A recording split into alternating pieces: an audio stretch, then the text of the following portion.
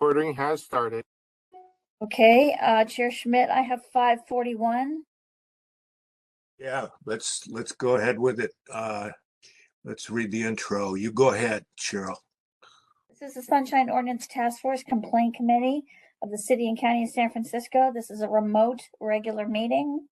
The remote meeting via video conference watch, bit.ly/3HNZ15K, password sunshine. Public comment call-in, number 415-655-0001. The meeting ID is 2493-973-7404##. Today is July 19, 2020. As I said, we began this hearing at 5:41 p.m. I will read remote access to information and participation. In accordance with Governor Newsom's Executive Order N3320, declaring a state of emergency regarding the COVID-19 outbreak, and Mayor London and Breed's proclamation declaring a local emergency issued on February 25, 2020, including the guidance for gatherings issued by the San Francisco Department of Public Health officer, aggressive directives were issued to reduce the spread of COVID-19. On March 17, 2020, the Board of Supervisors authorized their board and committee meetings to convene remotely, via Microsoft Teams, and will allow remote public comment via teleconference. Members of the public may participate by phone or may submit their comments by email to cheryl.leger@sfgov.org. That's CHERYL.LEGER@sfgov.org. All comments received will be made a part of the official record. Sunshine Ordinance Task Force agendas and their associated documents are available at sfbos.org/sunshine. As the COVID-19 disease progresses, please visit the Sunshine Ordinance Task Force website regularly to be updated on the current situation as it affects the legislative process. Chair Schmidt, do you want to read meeting decorum? Yes, I will. Thank you. Any member of the Sunshine Ordinance Task Force may call for decorum due to disorderly conduct of meeting participants. Persons who engage in threatening and/or menacing behavior may be asked to leave. And we're ready for number one. Item number one, call to order, roll call, and agenda changes. Let's have roll call. Member Wolf. Present. Member Wolf present. Member Stein. Present. Member Stein present. Chair Schmidt. Present. Chair Schmidt present. We have a quorum. Agenda changes. Yes, about a half hour ago, I got an email from Carl Kramer regarding item number 4, file number 22058. He said that he had received all his records and wanted to say that he will not be attending today's hearing because he's gotten everything and that it's fine with him to take it off the calendar. So that's the only change that I'm aware of. Is anybody else aware of other changes?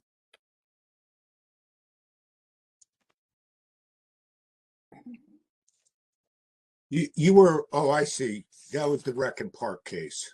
Okay. Yes. Carl Kramer, yes. Yeah. We'll go ahead and call it, and then we'll just decide whether to dismiss at that time. All right. So that's it for item number 1. Shall I move to item number 2? Yes, please.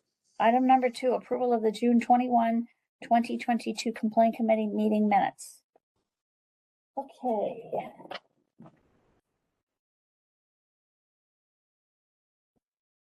Does anybody have any suggestions or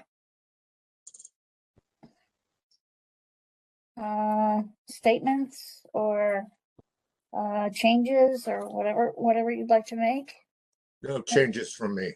Okay. This was a long meeting.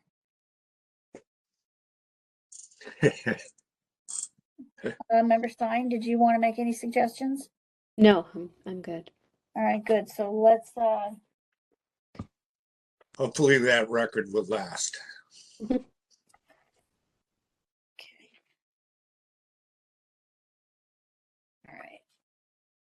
So, who would like to move to, I'll move to approve the minutes. Second. This is Member Wolf. okay. Let's move to public comment. If that's okay with you, Chair Schmidt. Yes. Okay, public comment is now open. This is your opportunity to make public comment on the motion to approve the minutes of June 21, 2022.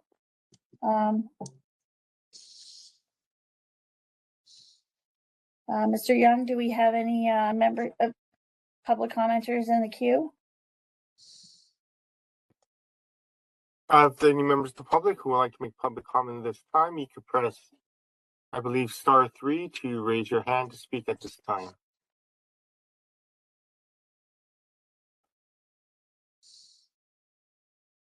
And if you're calling in, you hit *3. If you are on our application, you can otherwise raise your hand. I am not seeing any raised hands at this time. Okay, no public commenters. We're good at number 4. Nope, we have to, Sorry, 3. we have to take a vote. Oh, sorry. Yeah. Okay, Member Wolf? Aye. Member Wolf, aye. Chair Schmidt? Aye. Chair Schmidt, aye. Member Stein? Aye. Member Stein, aye. Chair Schmidt, do you want me to repeat these motions as they come along after the vote or before the vote? Let's see. I would like it before. Before the vote? If I have the preference, since then we've already defined what it is that we're voting on. Okay, But if it happens afterward, but on occasion, I think that's probably sufficient, at least by my understanding. okay. So for this item, I will note that Member Wolf moved by Member Wolf, seconded by Chair Schmidt, to approve the June 21, 2022 meeting minutes. So we've got that.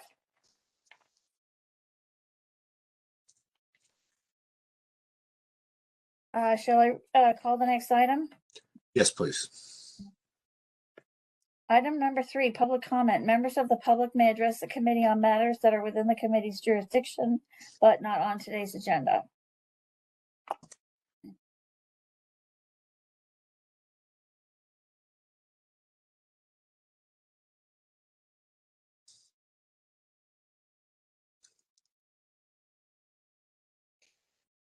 I'm not hearing that there are members of the public who want to speak. Mr. Young, is this correct?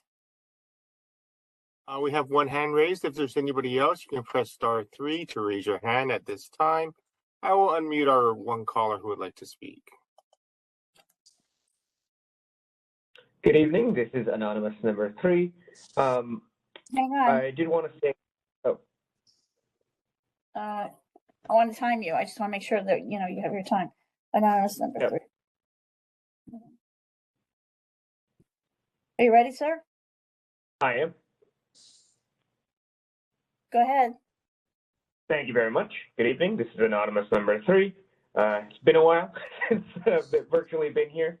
One thing I want to say is I guess we're at the point where some of my rulings are old enough that other people are citing those rulings in their cases. And I would strongly urge you to actually look and listen to a tape when someone cites a ruling in favor of why something should happen now.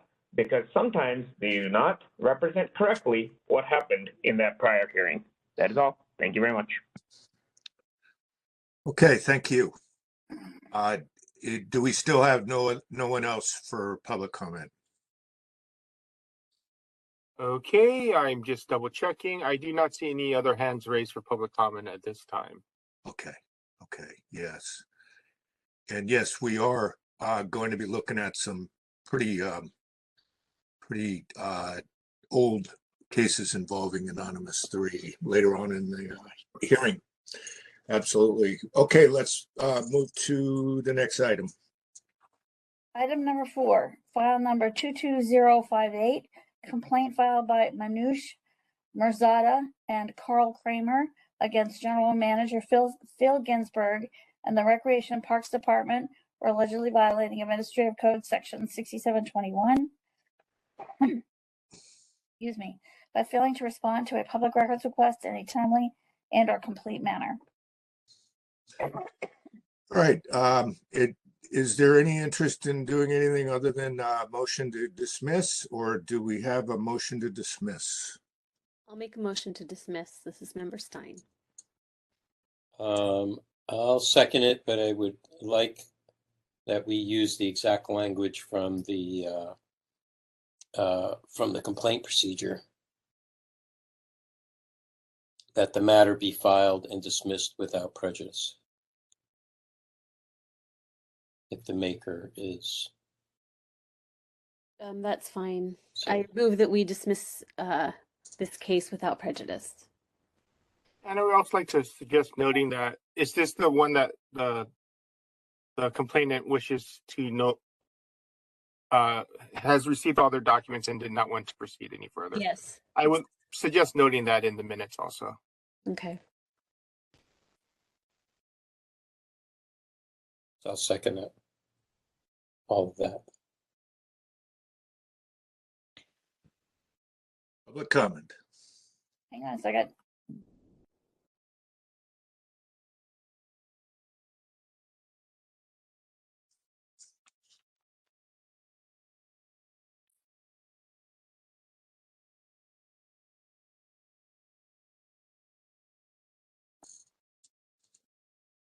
Okay, public comment. Do we have any public commenters in the queue? To make public comment at this time, you can hit *3 to raise your hand to speak, or otherwise raise your hand via the application. Just scanning the callers, I do not see anybody with their hands raised at this time.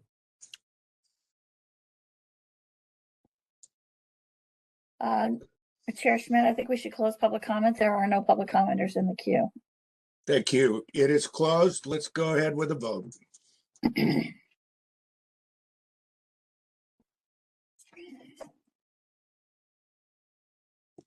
Member Stein? Aye.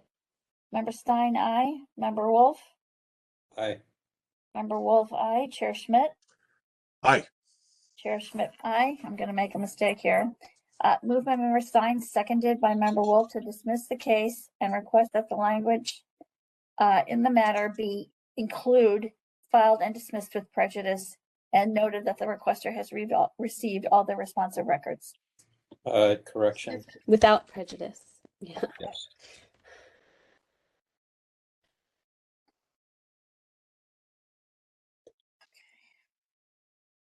Got it. Thank you. So we're going to move on to item number 5. Yes.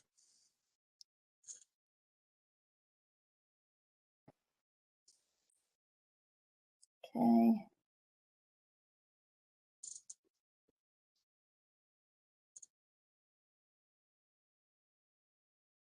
Item number 5, file number 22024, complaint filed by Sergei Zveranov against the Office of the City Attorney in their capacity as the Supervisor of Records for allegedly violating Administrative Code Section 6721D by failing to provide a determination as to whether the records requested is public in a timely manner.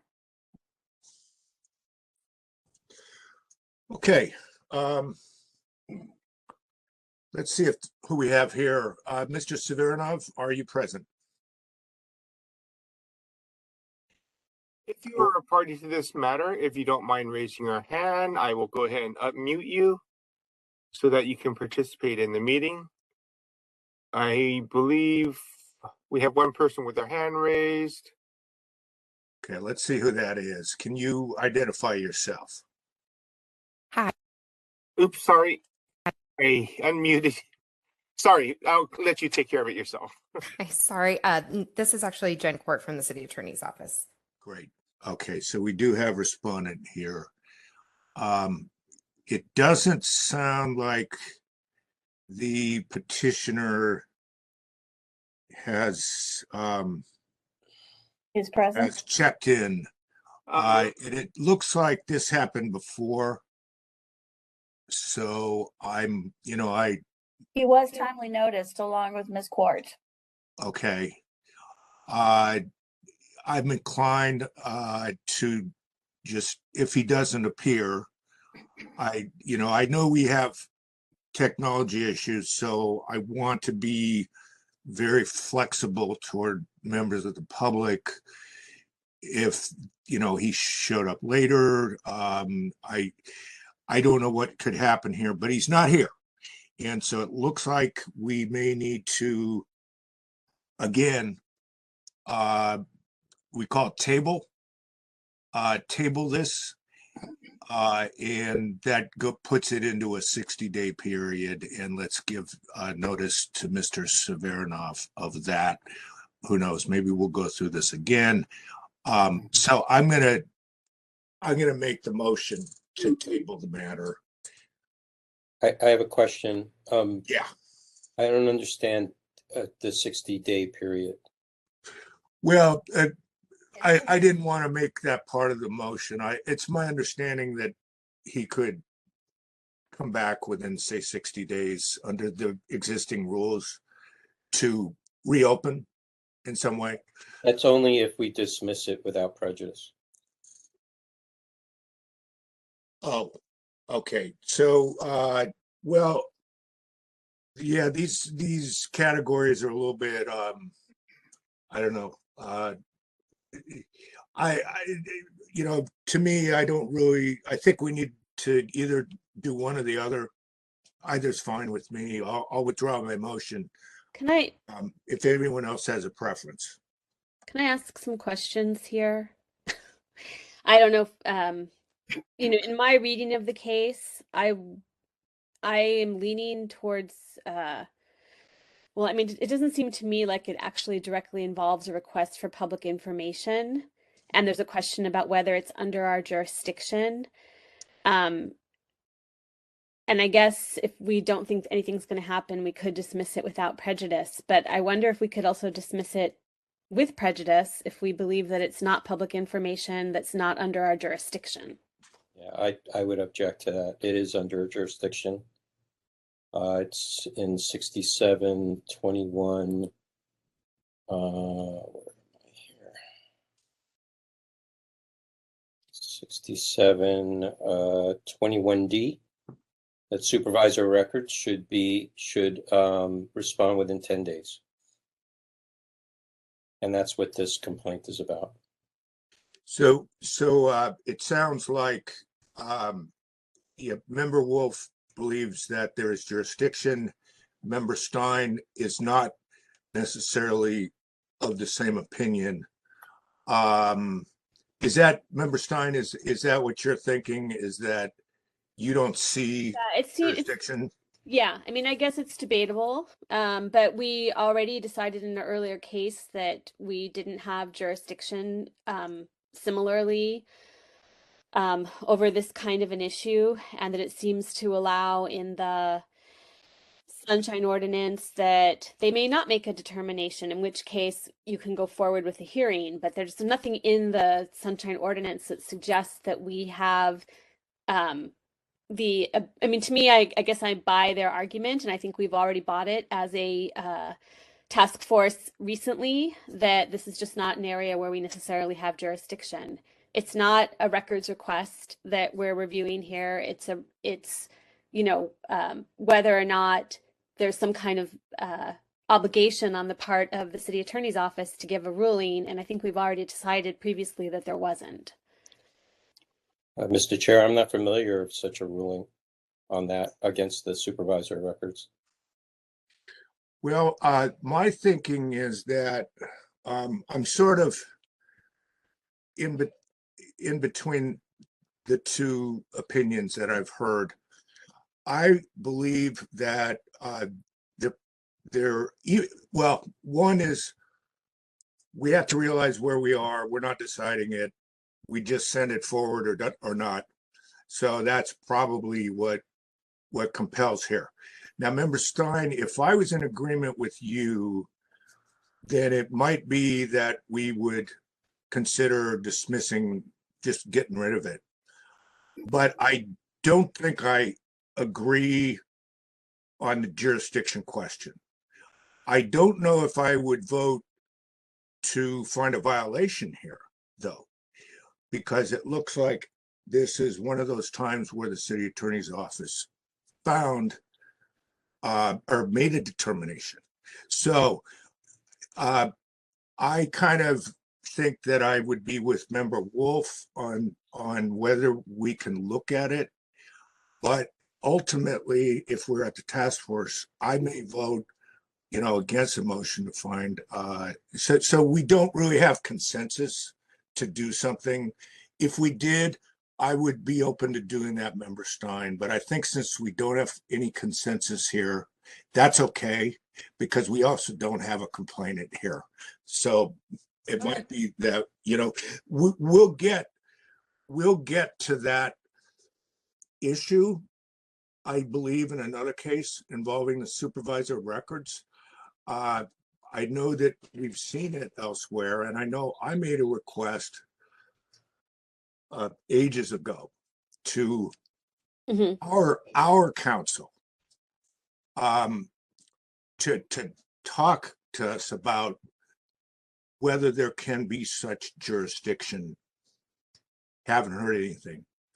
And I'm talking about our city attorney people who are on our side of the ethical wall. I know. I you saw know that in my this. notes, and I remembered that you were going to query them. So maybe we can send them a reminder that we're still waiting on an answer Yeah. And what or an analysis. Yeah. I was going to say in this, if Mr. Severnov were here and we decided to advance this thing, I would say, let's make sure that we, get something from our, I'm sorry, I keep saying, on our side of the wall, city attorney, but I'm just trying to sort of reinforce the distinction here. So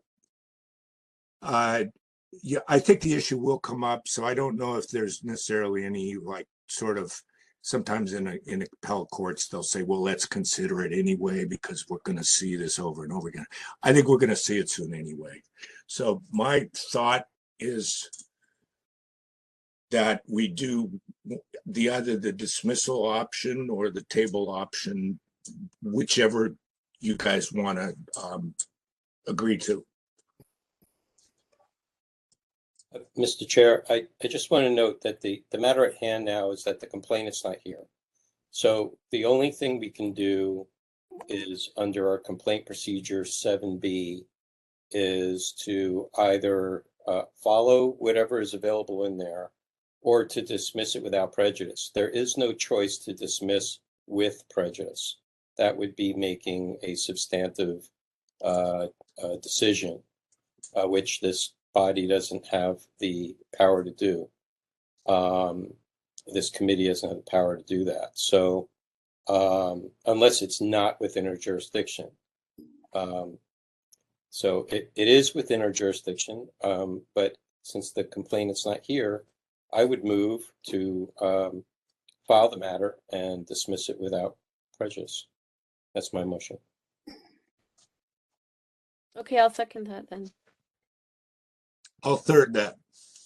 Without prejudice, Member Wolf? Yes.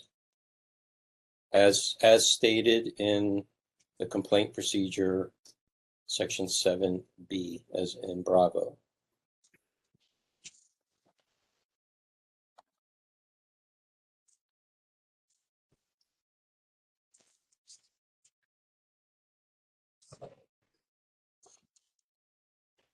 Okay, so when you're ready, Cheryl, we could hear public comment on that. Yes, if there are any members of the public who would like to take public comment on this matter, you can raise your hand at this time. We only have one person with their hand raised. I am going to unmute them at this time. This is anonymous number 3. Please let me know when my timer begins. Are you ready, sir? Yes, I am. Go ahead. Thank you very much. This is anonymous number 3. In this case, the respondent cites a ruling in, I think it was my first complaint, possibly my second complaint, where you all found, this is the only complaint where I've lost, where you found that, against me, that the supervisor records did not violate that provision. However, you did find jurisdiction. So it's not the case that the full task force did find jurisdiction and then ruled in favor of the supervisor records. However, it's not for the reasons that they discuss in the respondent's letter. And this is why I would urge you, if this ever does come up, listen to the actual tape, because then Chair Wolf, at that hearing, points out that I failed to introduce evidence in that packet, because at the time I didn't know what I was doing, of the petition where I asked for their written determination of whether a record was public. And I screwed up, but just because I screwed up doesn't mean that the 10-day rule doesn't apply. That's not what you ruled in that hearing, and you also did not rule that there wasn't jurisdiction. You ruled there was jurisdiction, and that I lost. Thank you very much. All right, thank you. Let's go ahead and vote. Public Okay. comment. Was that all the public comment? I am confirming there is nobody else with their hand raised at this time.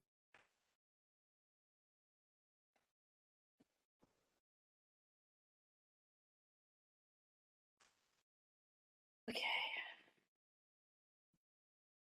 Well, while we confirm that, I want to tell, I believe at the time this happened, the committee was just Member Stein and myself. My notes indicate that I sent over a request to, it was probably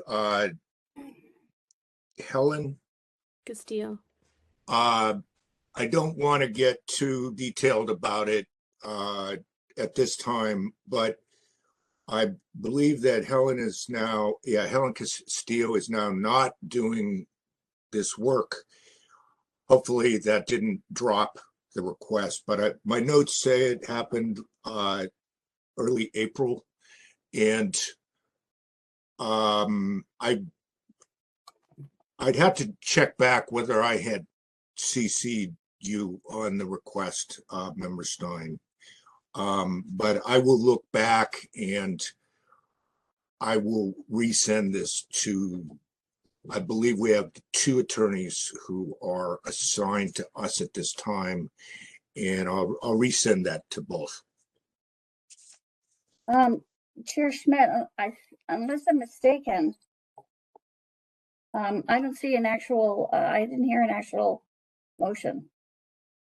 Let's see, I was just commenting on, I was just making a comment about the substance of this case that we're about to vote on.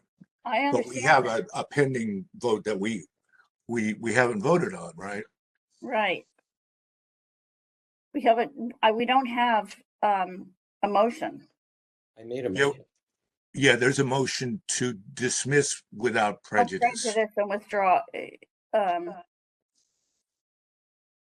Okay, That's what the public comment was just about. Okay.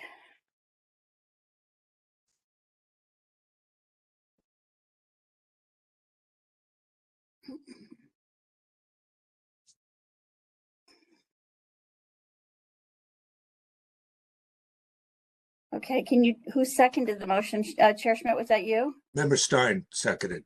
Fine. Okay.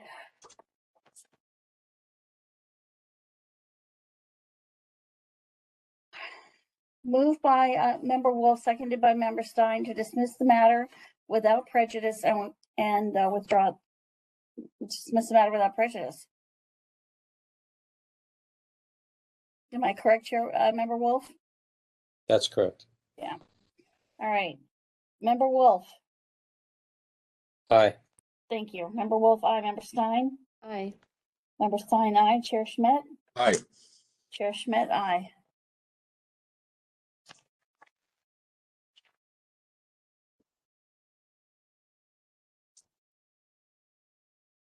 Okay, I just want to check something in my notes.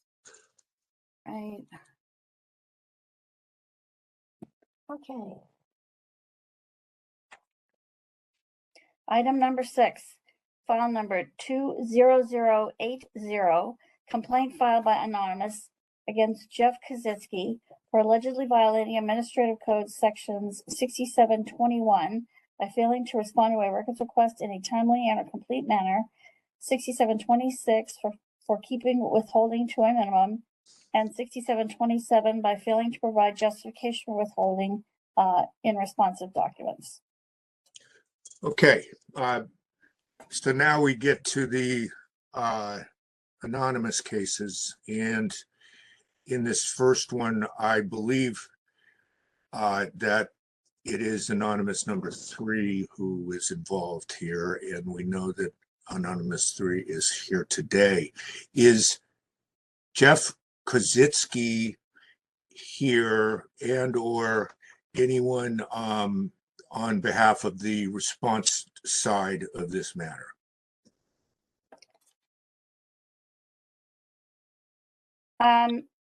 Just to let the committee know, Mr. Kazitsky is no longer with the city. So my understanding was that he went to the Department of Emergency Management. He was no longer with Homelessness and Supportive Housing. He switched departments. And I think that's what Mr. Lim was going to testify on. Oh, what was that last name? Lim, Victor Lim. Okay, and it does look like that's maybe, is this Mr. Lim I see? Yes, Okay. my name is Victor Lim, External Affairs Officer with the Department of Emergency Management. Okay, good. And Cheryl, you said, first you said that he's no longer with the city, but then you said something about how he switched departments. So I'm not 100% clear about what you meant by that. He was he was the director at the Homelessness and Supportive Housing Department. And then he was moved over, I believe Victor Lim can confirm this, to the Department of Emergency Management. Okay, and this question would be let me ask Mr. Lim, where's Mr. Kazitsky working now? Mr. Kazitsky ended employment with DEM in September of 2021 and is now at Urban Alchemy. But from March of 2020, when COVID began, until September of 2021 of last year, he was an employee of DEM. Okay. So he's no longer with the city in any capacity, it sounds like. That's what you're saying. Correct. However, the issue in discussion, I'm your custodian of records for DEM, so I'm here to speak to respond to the issue at the time when he was an employee with DEM. Okay, great. Thank you. All right. So I think we have the parties established. I am going to allow opening statements of up to 3 minutes on each side. And so we will start with the complainant. So you said 5 minutes or 3 minutes? 3 minutes. Okay. Please let me know when I may begin. Hang on a second. Are you ready, sir? Yep. Go ahead. Thank you very much. This is anonymous number 3, the complainant in this case. This is a very simple case. On June 4th of 2020, I emailed Jeff Kazitsky's SF.gov email address for a variety of his text messages. On June 15th, I received a extension response from the Department of Emergency Management with a 14-day extension to June 29th. On July 1st, having not received the determination of records required by state law within 24 days, I filed this complaint. This was during the COVID special rules period, so the 24 days at worst in state law and CPRA Government Code 6253C applies to this case. They did not give me a determination of disclosable public records as required by state law until July 16th, after they were served with the complaint. That meant they decided there were no records. At this point, given that Kozycki's gone, we'll never know whether there were actually any text messages or why it took 40 days to determine that he had no text messages on his own phone, since he was the custodian of his own text messages. But at this point, all I'm asking for SOTF to do is to find the violation of state law 6253C, since no determination of disclosable public records was provided within 24 days. I have nothing else to say unless you have questions. Thank you very much. Okay, thank you. And when Cheryl's ready, we can hear from the representative of I'll call it the response side here. Mr. Lemma, you ready? Yes, ma'am. Thank you. Go ahead, sir. Yes, so thank you for giving DEM the opportunity to speak about this issue today, and thank you, Mr. Anonymous number 3, for being here. In regards to the issue, in terms of timeliness, at the time when this was sent in, the city did suspend the deadlines for the 10-day response. Understanding that, we still did try to diligently follow up with our staff. We were all deployed at the COVID Command Center at the time at Moscone. And so folks were not physically all at the same room. Everyone was here. I was still serving as your custodian of records for DEM at the time. And so we did follow up with Mr. Kozycki, but at the same time, we were very much inundated with different matters at hand for the COVID response. And so we tried to provide the response, although there was nothing to provide to Anonymous as soon as we were able to do so. We just want to state for the record that although it appears that the Anonymous is saying that we're violating the rules, we don't believe so, because at the time Mayor Bree did issue an emergency declaration which suspended the deadlines for response, and we still try to resolve it as soon as possible. And thank you for the opportunity. Thank you. Okay, thank you. Now we have a period, and I'm sorry for all the parties. I didn't announce the sort of what I want to do here with our procedure. We'll have each side speak for up to 3 minutes, and then the next stage, there may or may not be questions for the parties, and then the members will discuss determination of certain items, such as, is there jurisdiction? Are there, say, public records in certain cases? And we will determine whether we want to send the matter to be looked at and decided by the full task force. So that's the process. In this case, we're now ready for any kind of questions for the parties. Members, what do you got? Anything? I see Member Wolf has questions. Yeah, I just have a general announcement to make that I volunteer with the Auxiliary Communication Service, which is an entity under the oversight of the Department of Emergency Management, but in no way will affect or bias my decision making on this matter. Thank you for your disclosure. Okay, questions, members? Anyone? Okay. Yeah, Member Wolf. Yeah, I just in the matter of jurisdiction, because that's what we're here for on this.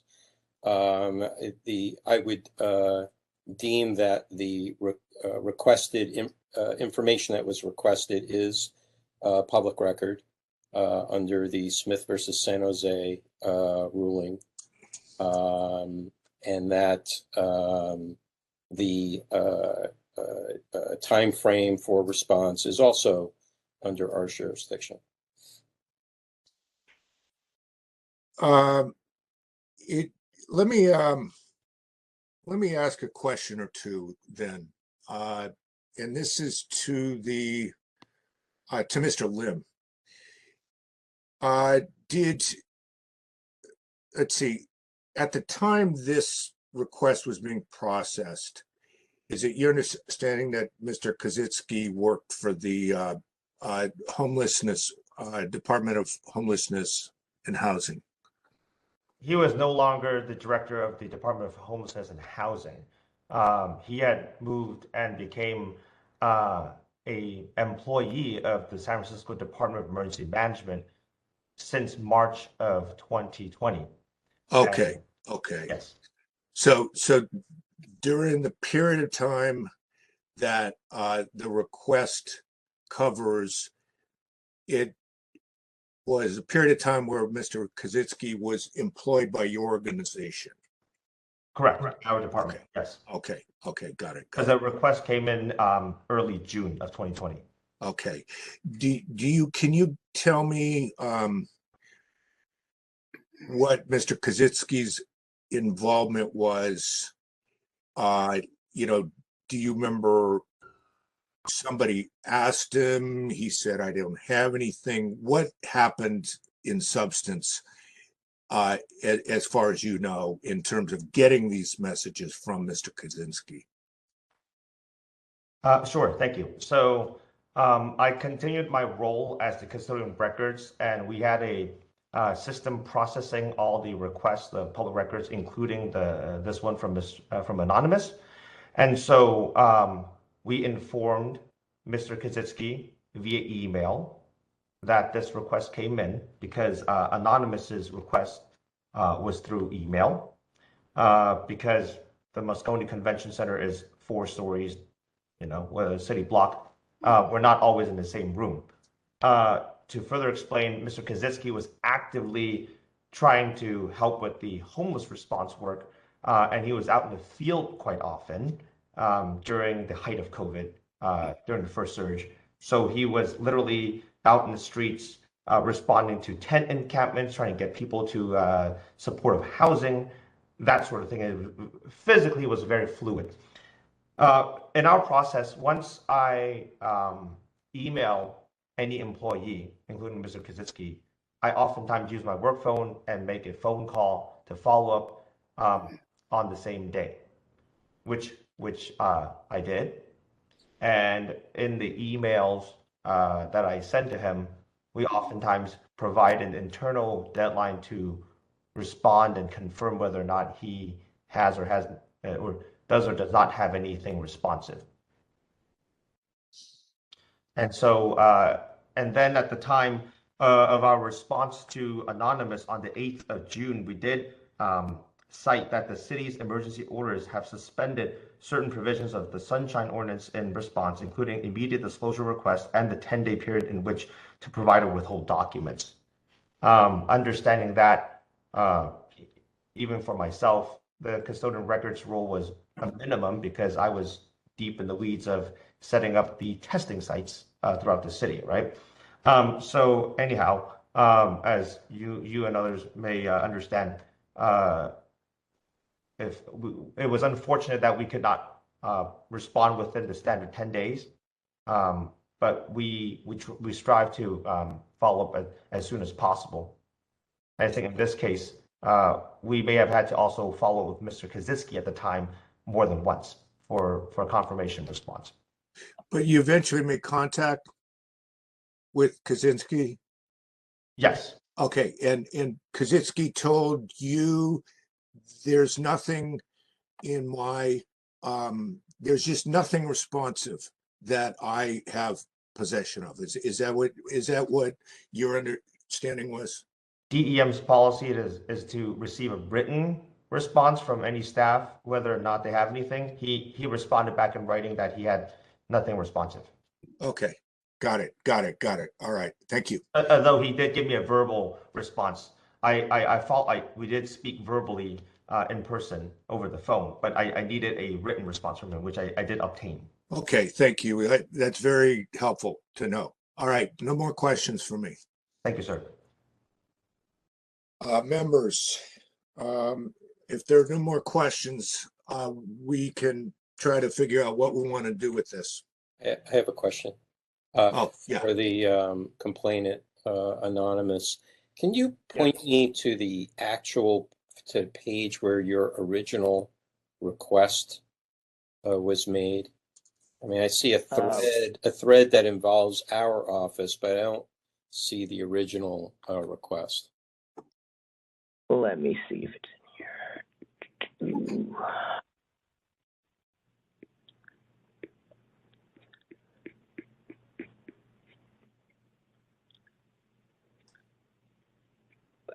No, Ms. Leger hasn't included my original. I'm looking at item 6, right? There's nothing that I included is in here. So it's just none of it is in here. So All right. yeah, as you can see, my portion of the packet is like a page.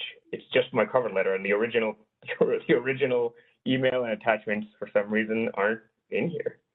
So I'm looking at starting at page 107 in the petitioner section, and it's a thread of emails between yourself and our office. I'm just wondering if it's inclusive in there.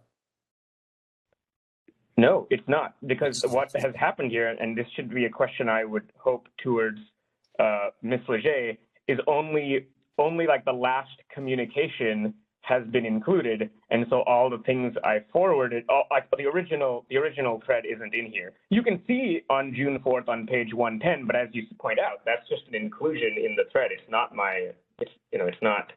it's not the original email. Okay. If you see on page 1. All right. Mr. Chair, if we do find jurisdiction and move this forward, then the record has to be corrected.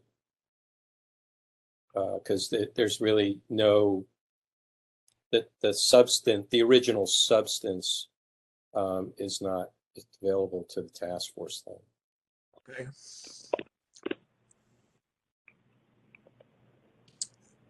I'm certain. I think, to me, this is pretty simple.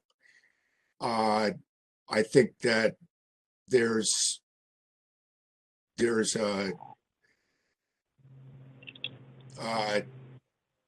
it's somewhat of a delay in responding.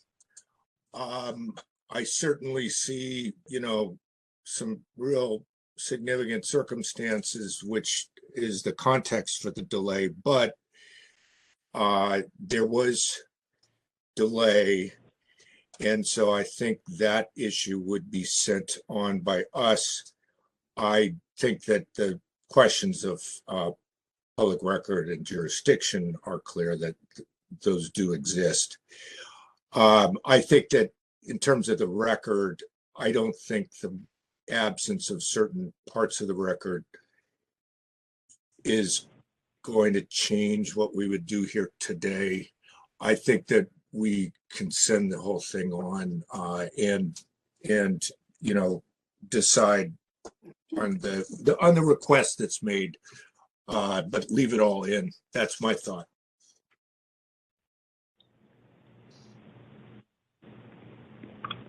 Still discussing? Yeah. I mean, I don't think, given that a lot of the Sunshine Ordinance sections were suspended, that we would want to focus on that and sending it forward, but I might want to, tell the SOTF that we recommend finding a violation of 6253C because the California Public Records Act wasn't suspended during no aspect of it was suspended during the COVID emergency, and That's also what the petitioner has asked for here, and I don't think there's any issue of fact on the deadlines of the CPRA not being met. Sounds like a motion's happening. No, yeah, no, I'm saying I would want to add that somehow. Yeah, Because we in may all addition, be for on it. me, in addition to just, determining whether it's public information under our jurisdiction, I feel like we can expedite things if we think there's a clear recommendation to make. I'm on board with that. Okay, so should I make a motion or is there more discussion? Or no? So I guess I will make a motion to find that the information in this case is public, that it's under our jurisdiction, and that we send this complaint to the full task force with a recommendation to find a violation of CPRA 6253C. I'll second that with the caveat that the record needs to be made whole. And by that you mean that the petitioner should include that we should include the original complaint in the record. Well, any and all of the documents that the petitioner had submitted for the record. Okay. Okay, I think we have a motion. When you're ready, Cheryl, we could hear public comment. And that was seconded by Member Wolf. Yes.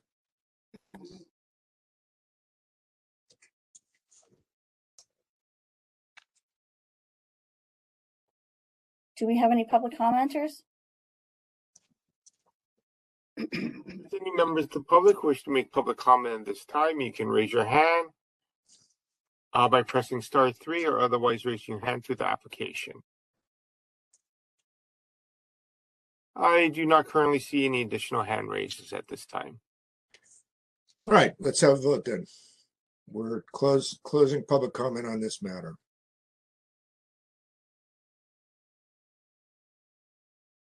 Moved by Member Stein, seconded by Member Wolf to find that the information is public, there is jurisdiction, and to send the matter to the task force with a recommendation to find a violation of CPRA 6253C as in cat. Member Stein. Aye. There's an addition, I think, before we vote, just on the text. I think Member Wolf had an added clause about the record, and the record shall be made complete, let's call it.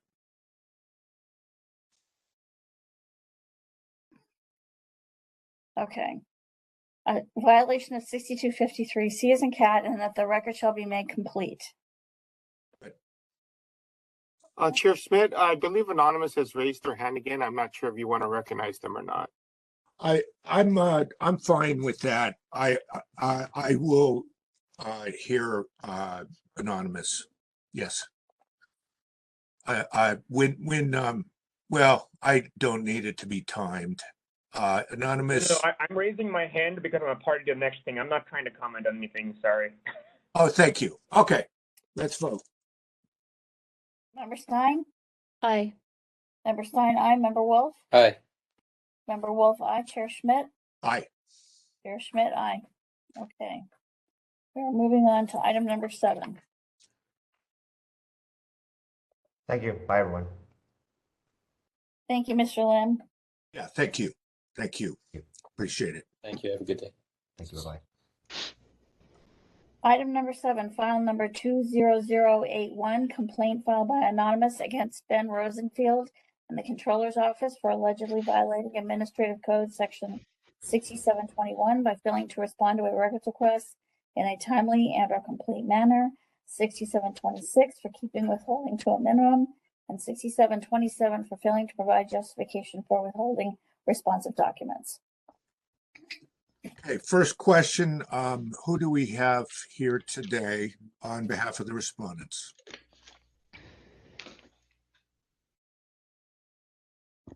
Hello, can you hear me? Yes. Hello, my name is Claire Stone. Let me see if I can turn on my camera. One moment, please.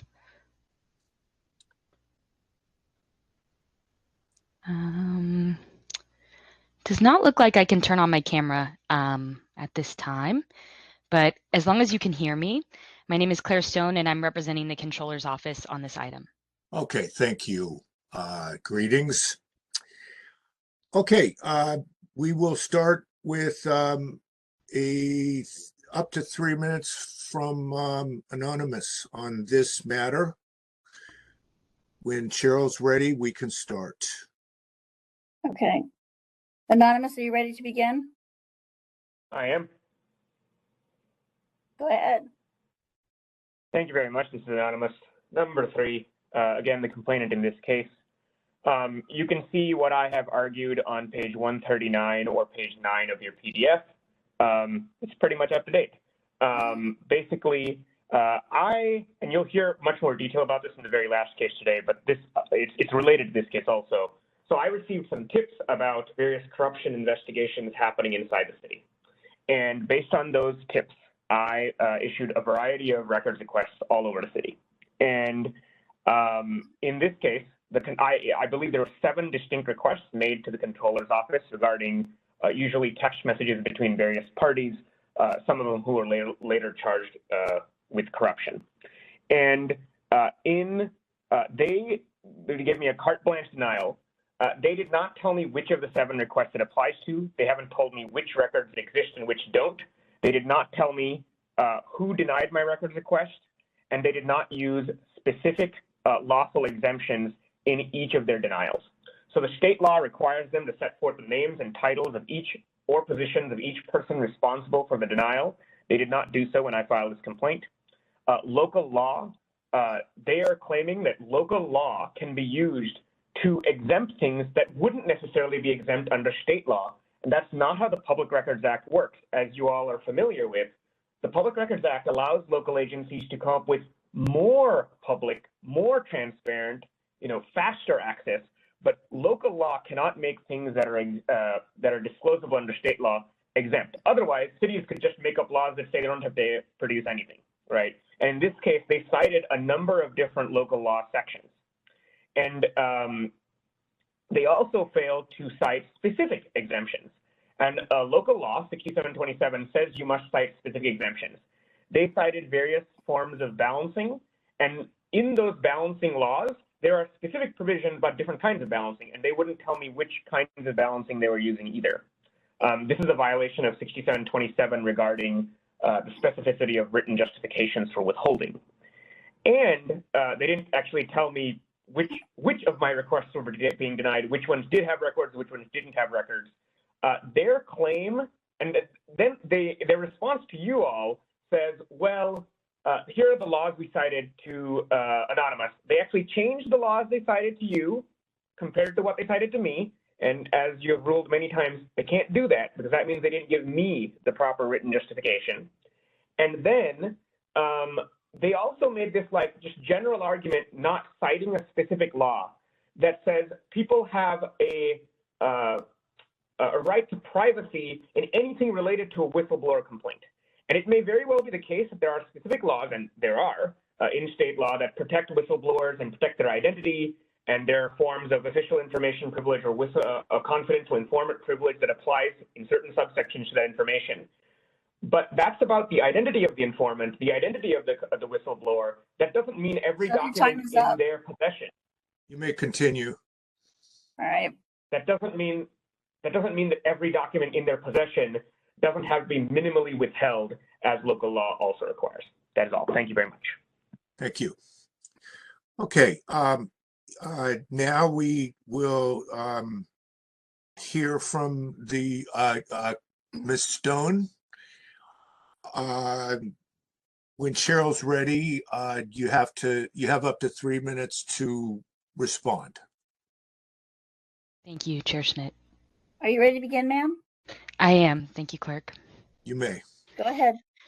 Good evening, Chair Schmidt, members Stein and Wolf, and Anonymous number 3. Thank you for allowing the Controller's Office to speak on file number 20081 at today's complaint committee. Our office has reviewed this matter in great detail, and I just would like to state outright that we take public records requests very seriously in our office. The Controller's Office serves as the Chief Accounting Officer and the auditor for the City and County of San Francisco.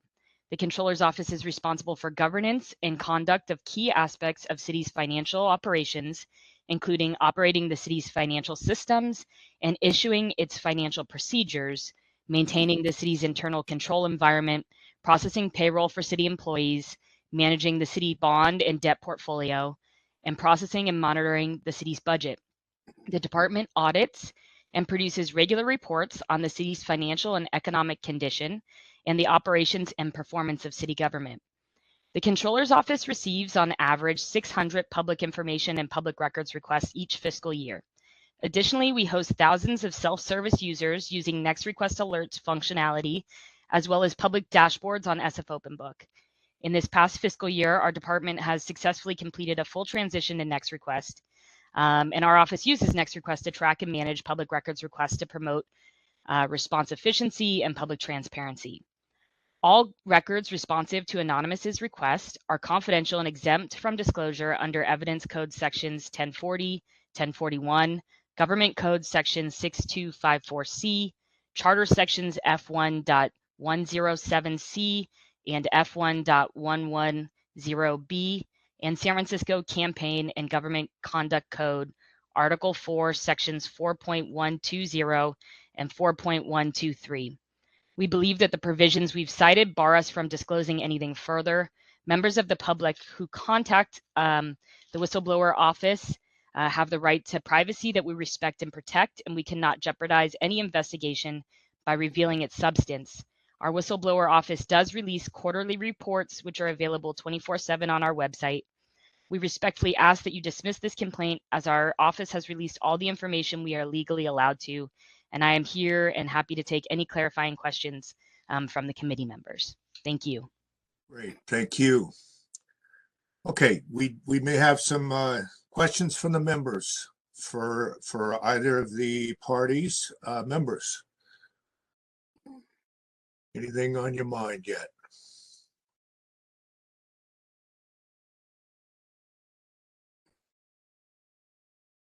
Okay, I'll ask Ms. Stone, were you involved in the redaction process in where these documents that we see here today were redacted? Thank you for your question, Chair Schmidt. I am the point of contact on our public records program. I received this public records request when it came in. I was also deployed on the COVID operation. So I was at Moscone Center when we received it.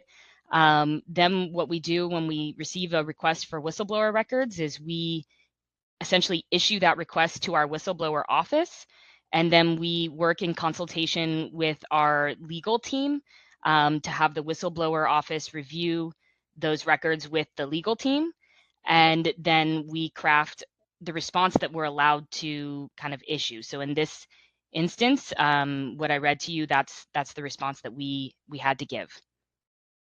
Okay, so are you, or would you have been the custodian at the time? Yes, I would have been. Okay, who would have done the actual marking, the redaction marking that we're seeing here in this file? I think it's maybe something like 50 pages. So I'd like to clarify that the records in the file were not released by the Controller's Office. I believe that those records were released by the Mayor's Office, but those were not released by our office. Oh, okay. So your response was that there's nothing to produce. Is that? That's correct, Chair. Okay, so your response, yeah. Let me ask Anonymous. Does that make sense to you that the 50 pages that I'm seeing here, you didn't get from the Controller's Office, it came from the Mayor's Office? Well, I'm looking at this and I'm quite confused by this packet because I think this is another error. Yeah, this packet isn't correct. This is the Mayor's Office complaint regarding the corruption emails, not That is not like my original attachments and stuff. I personally don't see them in here again. So Okay, so just this may help us a bit. The controller told you that everything they had comes under these exemptions, privileges, etc. Is that your understanding as to what you got from the controller? they gave a different, that response that they gave is different than the response they gave to me, but the response they gave to me is on page 138 of the packet, which is that they would not, they say all 7 requests, they give me this blanket response. It is different than the written response to you, slightly different citations, and they won't tell me which of these are for which of those 7 requests, because presumably maybe some of them there are no records, which is different from there are records and we can withhold them. So yeah.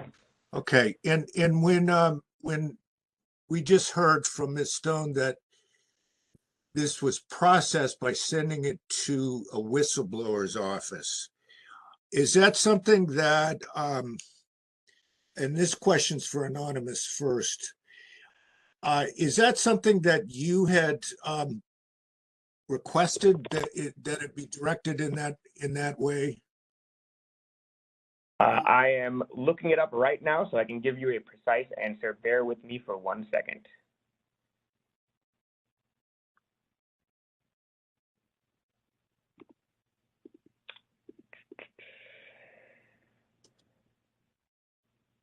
Nope.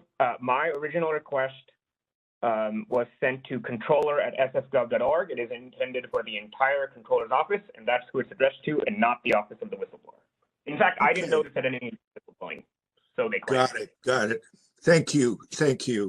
Ms. Stone, you mentioned that the request was sent to the whistleblower's department, office, etc. I'm wondering how you decided to handle this response in that manner. Thank you for your question, Chair. So when it comes to whistleblower records, or it comes to any division director's records, we can obtain them a series of ways. And then there are typical processes. Obviously, anything with the whistleblower's office is an atypical process for us. So what I can say here is that I believe that this request went through the city attorney's office and their process where the city attorney's office reviews the records. I don't know if there's a proper title for that process, but the whistleblower's office worked with the city attorney's office when the custodian of records in the city attorney's office reviewed those records. So I think it already went through that other process, and now 2 years later, we're here reviewing it in a separate way with you. Okay. So it sort of went to the city attorney, and then they worked with people in the whistleblower's office to figure out basically, what should the response look like? Is that fair to say? Yeah, I think I could reframe a little bit, Chair, and say, what would our office legally be allowed to disclose? Got and it. so we're just operating under what we are legally allowed to do. And we can't do anything more than that. So that's why I did reference our quarterly reports. That data is aggregated to protect whistleblower complainants, to ensure that their identity remains anonymous, which is of obviously the highest priority for our office. So what we did was exactly what we legally can do to protect a whistleblower complainant. Okay. And if you didn't do the redacting, do you know exactly who did it? Was it someone in that whistleblower's area? Chair, I just would like to clarify that we didn't redact anything because those records that you're seeing that are redacted are not ours. So I'm sorry. No problem, Chair. No problem. Bad question. But I do the redacting in our office on other requests. Got it. Yeah, I don't for know your why knowledge. I asked that. All right, I have no questions for the parties other than those. Yes, Member Wolf. Yeah, I just want to I'm going to keep my questions more focused on whether this is within the jurisdiction of the task force or not, or under the ordinance or not. So it's a question for the respondent, Ms. Stone. Thank you for attending.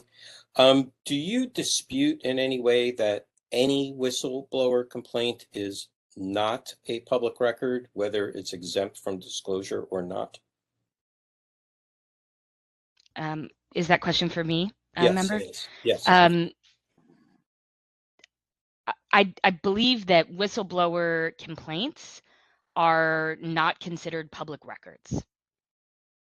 Okay, thank you. But what is public is our quarterly reports. So there is data that's been aggregated in a agreeable and legally sound way, and that is public information, and it's available for download 24/7.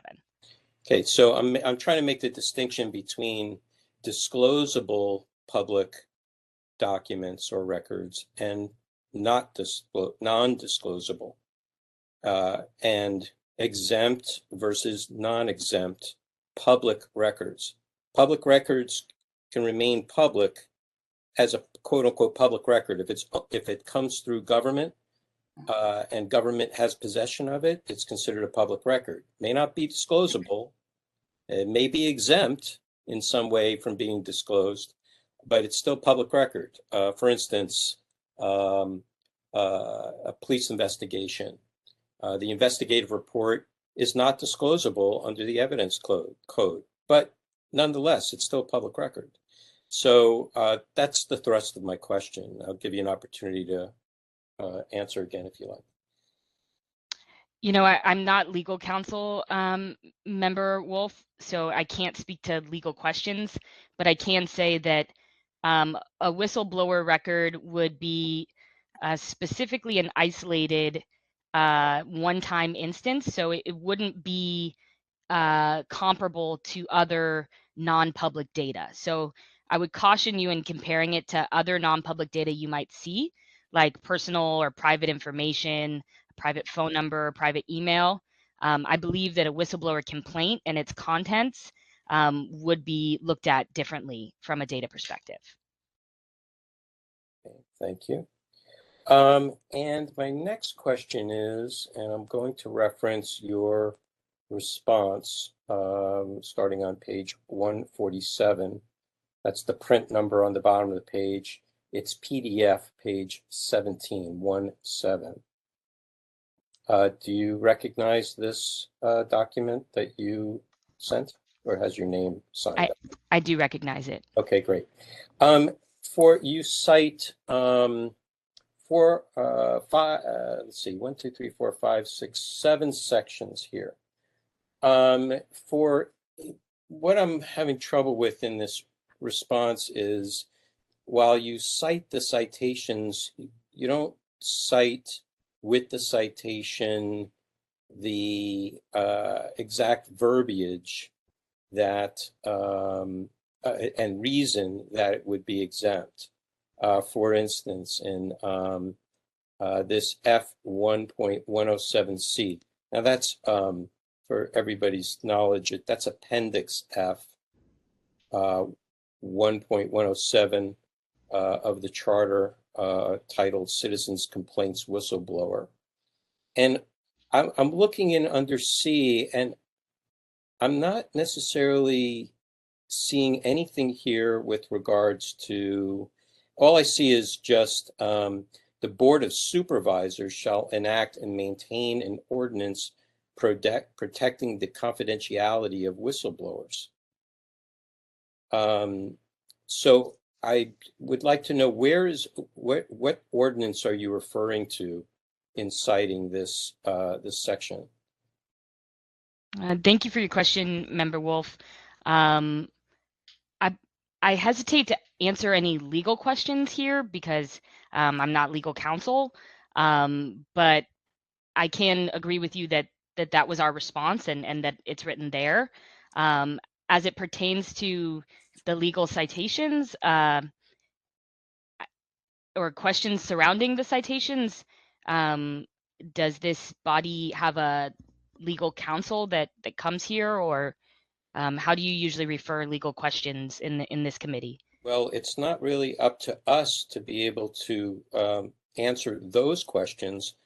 It's really up to, as the ordinance is written, it's up to you to, as response for withholding the records, to provide us with the reasons that you are withholding them by citing statutes and giving reason for those citations. So it's not up to us to do that work. This is your defense. So you're the respondent here. Your name is on the document. That's why I'm asking, because that's what's in your response. Sure, Member Wolf. Thank you for the follow-up question. In terms of our response, the reasoning behind the citation is because it would compromise the anonymity of a whistleblower complaint. So for a simple reason, that is the reason why we cited the ordinances here. For more detailed legal analysis or legal questions, obviously refer those to the city attorney's office. And if you have a specific question that you'd like me to go research, I'm happy to do that as well, Member Wolf. I need to just interject. I know you have the floor, Member Wolf, but I just wanted to tell Ms. Stone that the task force does have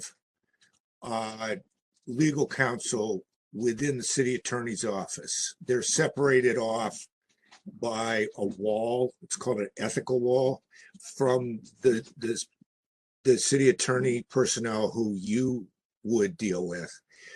And so we have access to them. Sometimes they will answer questions. They don't appear at this kind of committee hearing. And so they're not present here right now. I'm an attorney, and so I just benefit by whatever knowledge I have.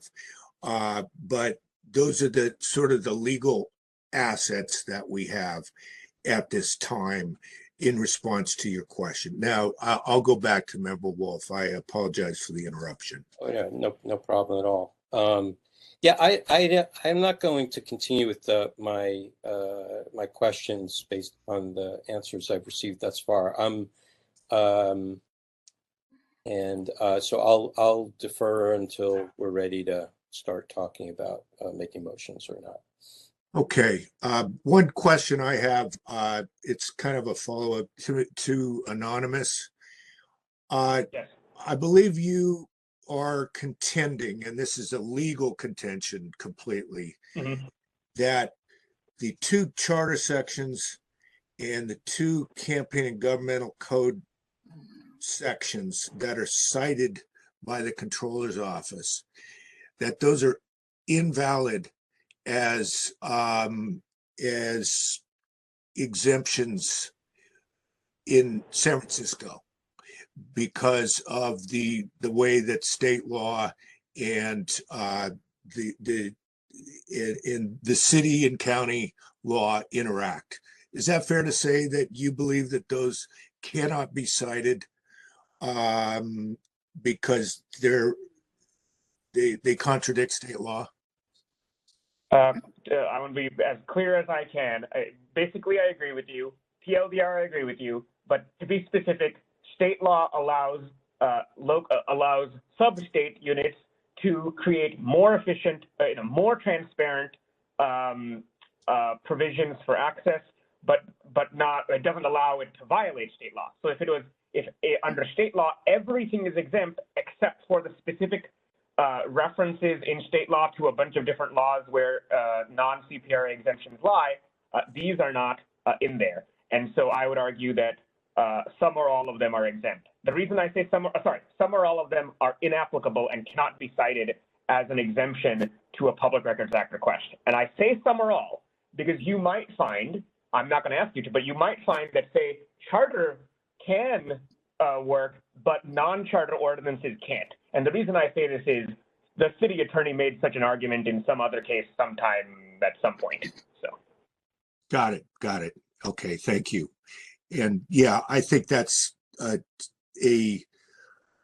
existing issue in this case is, are those citations, are they valid? You're right. And you know, for purposes of what we do with the case, that will be my position, is that that's a significant question. Okay, no more questions from me. So members, what shall we do with this now that we've gone through it and we kind of know what's going on here? Mr. Chair. Yes, yeah, I'm sorry, Member Wolf. So Please. just want to start the conversation. So the question before us is whether the records are public, and if they are public, are they within our jurisdiction at that point, as far as the request for production is made.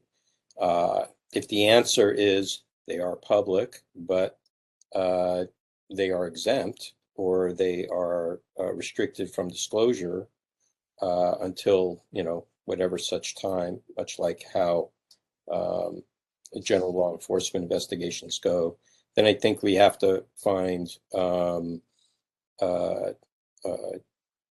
the complainant that the records are within our jurisdiction, and then move it forward to the task force. Let the task force deal with the particulars of the matter and the details. Our job here is just to determine jurisdictions and those items. I don't want to get too far down the road with adjudicating it. So that's kind of where I'm at right now, and I'm not necessarily convinced by the respondents' response as to whether whistleblower complaint is or is not. And frankly, to be honest with you, I don't know. And that's that also makes it problematic for me to actually move on this, or to agree to moving on it. I think we need to get that question answered from legal counsel in a general state as to whether a whistleblower complaint is a public record or not. I could take a leap by saying anything that comes into government within the confines of government is a public record. I don't know any record that's not a public record that is part of the custody of government. Again, can be exempt from disclosure. That's a different question, but it's still public. I'll stop there.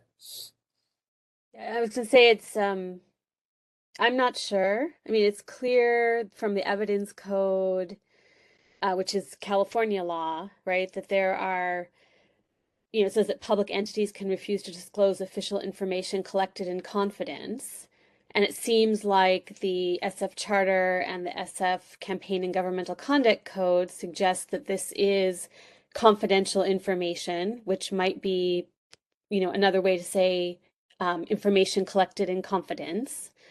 And I'm not sure what the relationship of confidential information is to a public record. I mean, could it be a record that is at the moment not public, but maybe after some period of time, like 50 years, could be made public? Right now, it's meant to be a confidential record. Mr. Chair, if I may, just following up on Member Stein's point, I think it's a very good point. We could take other examples like personnel records. Personnel records are public records. They belong, they're part of the city's public records. They're just confidential, cannot be disclosed under very special circumstances. And I'm sure in the same way, the Whistleblower Act provides similar provisions like disclosure to a judge, maybe in camera, that kind of thing. The other types of records that I would be thinking about is, well, we already mentioned that before about investigative records. But, you know, I'm just thinking that there are all kinds of records that are confidential. You know, people's personal identity, you know, through a library card is considered confidential and should not be disclosed. Doesn't mean that the record itself shouldn't be disclosed. It could be redacted, but also in the evidence code, the whole file could not be physically disclosed. The whole no piece of paper from that file could be disclosed. That's a different kind of, that's not a redaction. That's an exemption from completely from disclosure. So that's, I'm leaning under the point of that this is in our jurisdiction. And frankly, we can make that determination here. It's not a final say-so. The task force can overrule our finding. And by that time, we could have have our legal counsel answer that particular question, at least for the purposes of jurisdiction.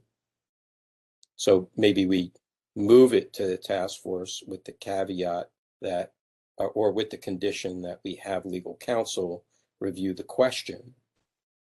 And if the, you know, based upon the answer to that question, then the task force would, you know, either, you know, dismiss it on the spot or move forward.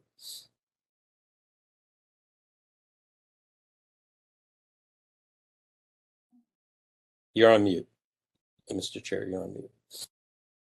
Sorry, thank you. I'm in many ways in agreement.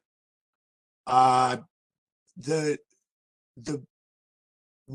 think that we would find that I think this should be moved on. In terms of asking our legal counsel, I believe that I know what questions I would ask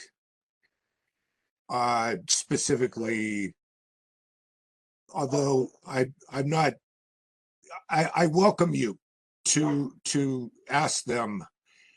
I'm not sure if how we phrase it, how we ask the questions here, but we also, I don't know if we want to say that we're gonna make this wait until we've heard from legal counsel, partly because I'm not sure how long they're taking to answer our requests. But we may want to consider whether we put that in as a proviso to the decision that we make here today. But yeah, I think we find the basics here and we do submit some kind of a request to legal counsel. I'm in agreement on that. I'll wait if Member Stein has something to say. No, I was just kind of following the trail of how public records are defined. And in the Sunshine Ordinance, it just refers it back to the California Public Records Act, which in 6252E says public records include any writing containing information relating to the conduct of the public's business prepared, owned, used, or retained by any state or local agency, regardless of physical form or characteristic. You know, it's like, couldn't be broader than that, that if it's being used by the government, and obviously if it's being used to investigate corruption, at some point that probably, I mean, you know, that is a public record, and at some point the public has an interest in seeing it, although I understand why it would be confidential, you know, if submitted by a whistleblower. So I guess I'm persuaded, looking at this definition, that, you know, we should definitely query our legal team, but it would seem to be a public record, but just one that is confidential at present. So can you give me that citation again? Oh, it's just 6252E. It's like the first page of the CPRA. Yeah, thank you. I'm formulating a motion here. So I move that we find that this complaint is within jurisdiction of the Sunshine Ordinance Task Force, and that we move it to the Sunshine Ordinance Task Force for hearing with legal counsel advice as to whether whistleblower complaints are a public record as described under California Public Records Act 6252E. Does that sound cogent? Yes. Okay. Just make sure I got my thought process together there, right? All right, whether whistleblower complaints are a public record? That whistleblower complaints are a public record under the California Public Records Act, Section 6252E.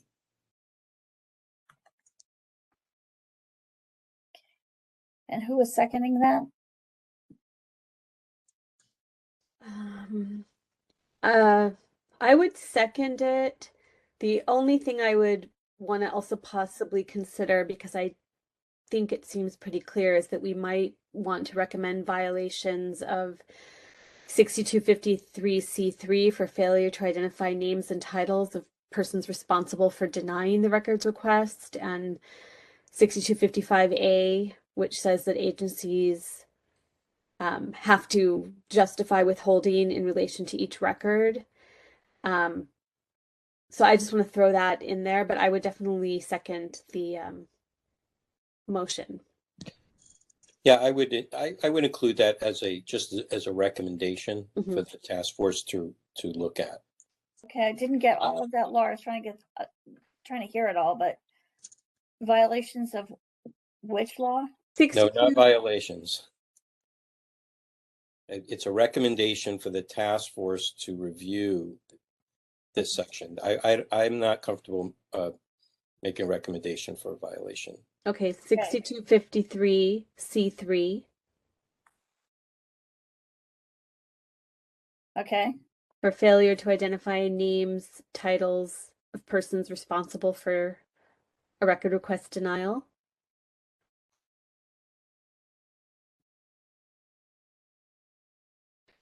And 6255A,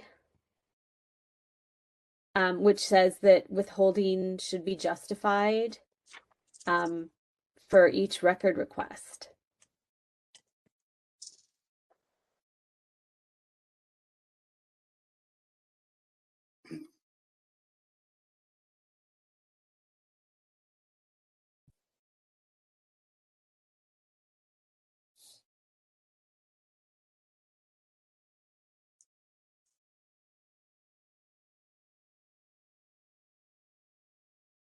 Okay. Shall I read it back now to make sure that I have everything? Yes, please. Okay. Moved by Member Wolf, seconded by Member Stein, that this complaint has jurisdiction, and that jurisdiction of the Sunshine Ordinance Task Force, that we move it to the task force for hearing with legal counsel advice as to whether whistleblower complaints are public record under CPRA Section 6252E, and recommend for the task force to review 6253C3 for failure to identify names, titles, and persons responsible for a request denial, and 6255A for withholding should be justified for each record request. That sounds good to me. All right. Did I get that, Laura? Yes. Okay, we want to open up to public comment? Yes. If there are any members of the public who wish to provide public comment on this matter, you can raise your hand at this time by pressing *3, or otherwise raising your hand to the application. I do not see anybody raising their hand at this time. I believe we can close public comment. Okay, let's have a vote.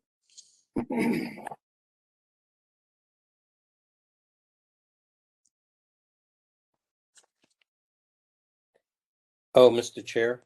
Yeah. Also, because also the record is not correct, that should also want to make sure that it gets reviewed before. Yeah, and I wanted to mention, just sort of offhand to Anonymous, that you want to make sure if those 50 pages of redactions are relevant to a case that you have with us, just bookmark that, because I was going to talk to you about these redactions because they're to me, the redactions look bad, and I wanted to talk through those a little bit. But since they're not in this case, I didn't go there. But yeah, the last thing, Cheryl, on the motion was just that, and have the record corrected.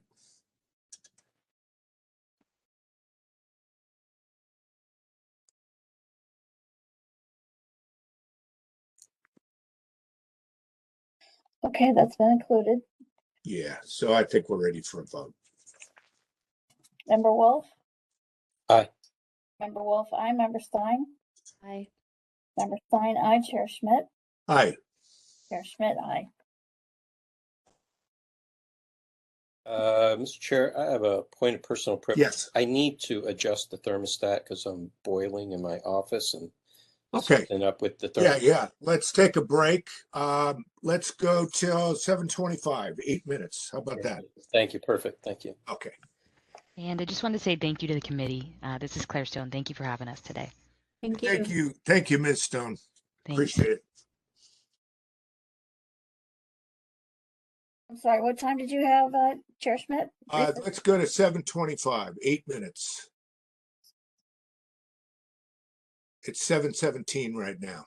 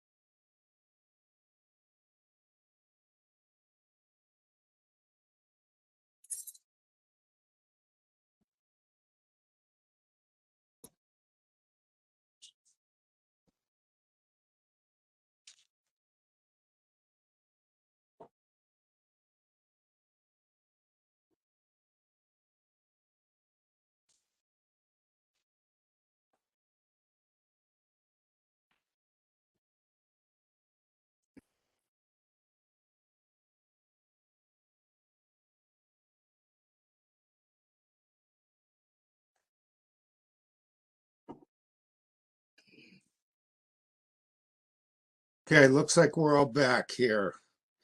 Shall we take a roll call? Yes. Member Wolf? Present. Member Wolf present. Member Stein? And Member Stein present. Chair Schmidt? Present. Chair Schmidt present. Shall I call the next item? Yes, please.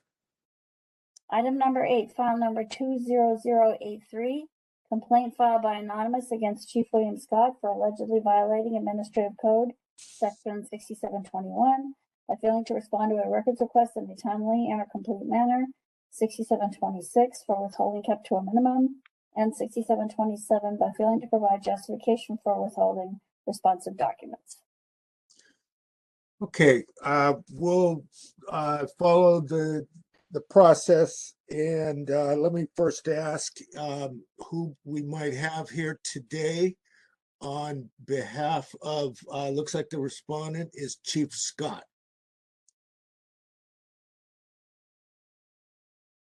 If there is a respondent, you can raise your hand at this time by hitting *3, or otherwise raising your hand. Oh, there they go. Give me a moment.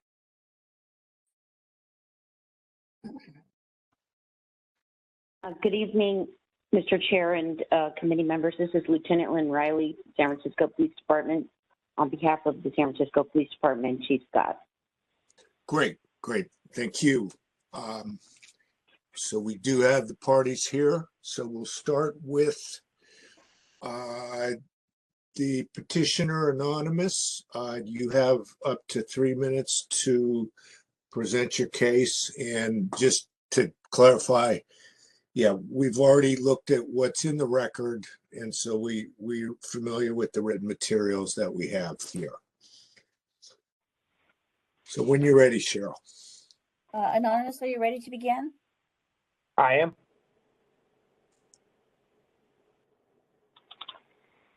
Go ahead, sir. Thank you very much. Well, if you've read the complaint, this is one of those that I actually had time to write a detailed complaint. So pretty much exactly what's in the complaint. They over-redact communications with Mayor Breed. They claim things are quote-unquote investigative files that are definitely not investigative files. They claim things that are exempt under the personnel exemption that aren't necessarily personally identifying. They don't provide attachments and images, which you have previously found is a violation of the law. They didn't provide the names of all participants, which you have previously found is a violation of the law. And I know that they know how to do this, and I know that they have the attachments because they've given them in other cases. But most importantly, this is about me getting to know what Mayor Breed is telling the chief of police to do. And, it is not the case that her, random assertions to the police to go pick up homeless people is an investigative file. Other than what is already in here, I don't really have anything to say. However, I will say this. If you're considering not sending something forward, you should really give the complainant a chance to rebut, because normally the reason we can't do rebuttal here is because we get to have the whole task force hear us. So if you think something's not a public record, please give me a chance to speak. Thank you. Thank you. Okay. When Ms. Leger is ready, we can hear from the respondent. Up to 3 minutes to present. Lieutenant Riley, are you ready to begin? Yes, ma'am, I am. Go ahead. Okay, Mr. Chair, committee members, thank you very much. Anonymous 30, thank you very much. Appreciate the request. I have a response here, and I'm going to respond related to the complaint. So if you're following along, these responses would start relative to page 222, and I will note the number lines as paragraphs as it's written in the response. Per the withholding non-exempt information and messages about COVID-19, Paragraphs 23, 24, and 25, none of the redactions in the body column are justifiable under 6254C. The response is, all information redacted in this paragraph per Government Code 6254C related to the assignment location of SFPD members who had tested positive for COVID, which could lead to possible identification of the members' personnel information. The redaction is warranted as personnel, medical, or similar files, the disclosure of which would constitute unwarranted invasion of personal privacy.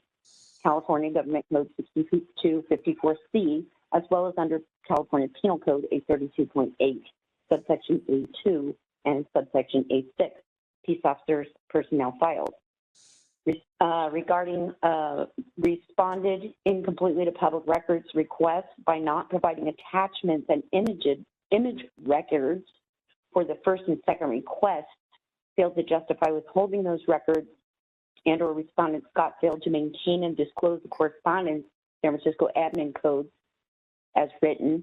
Paragraphs 26, 27, 28, 29, 30, and 31, the responses due to the miscommunication with the extraction process, the SFPD apologized for not including the attachments for the missing records, which are indicated by blanks. The department had provided all attachments that should have been provided in the original response. There is a listing of A through E in August of 19, and at that point it says, as for E, there was a spreadsheet provided as an attachment to reference.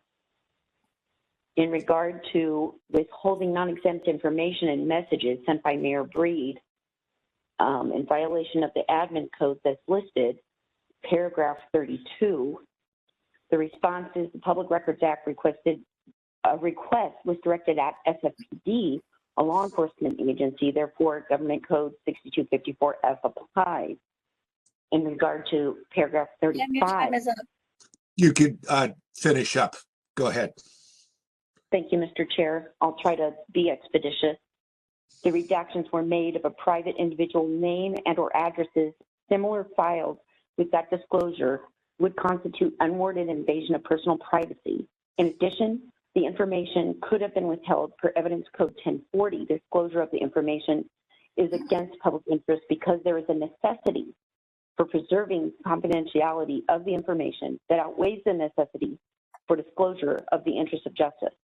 In review of the information redacted in the body on July 9th, 2019, SFPD will provide the information. However, the redaction made August 7th, 2019 at 2324 will not be released per Government Code 6254C and would constitute an unwarranted invasion of privacy, as well as Evidence Code 1040.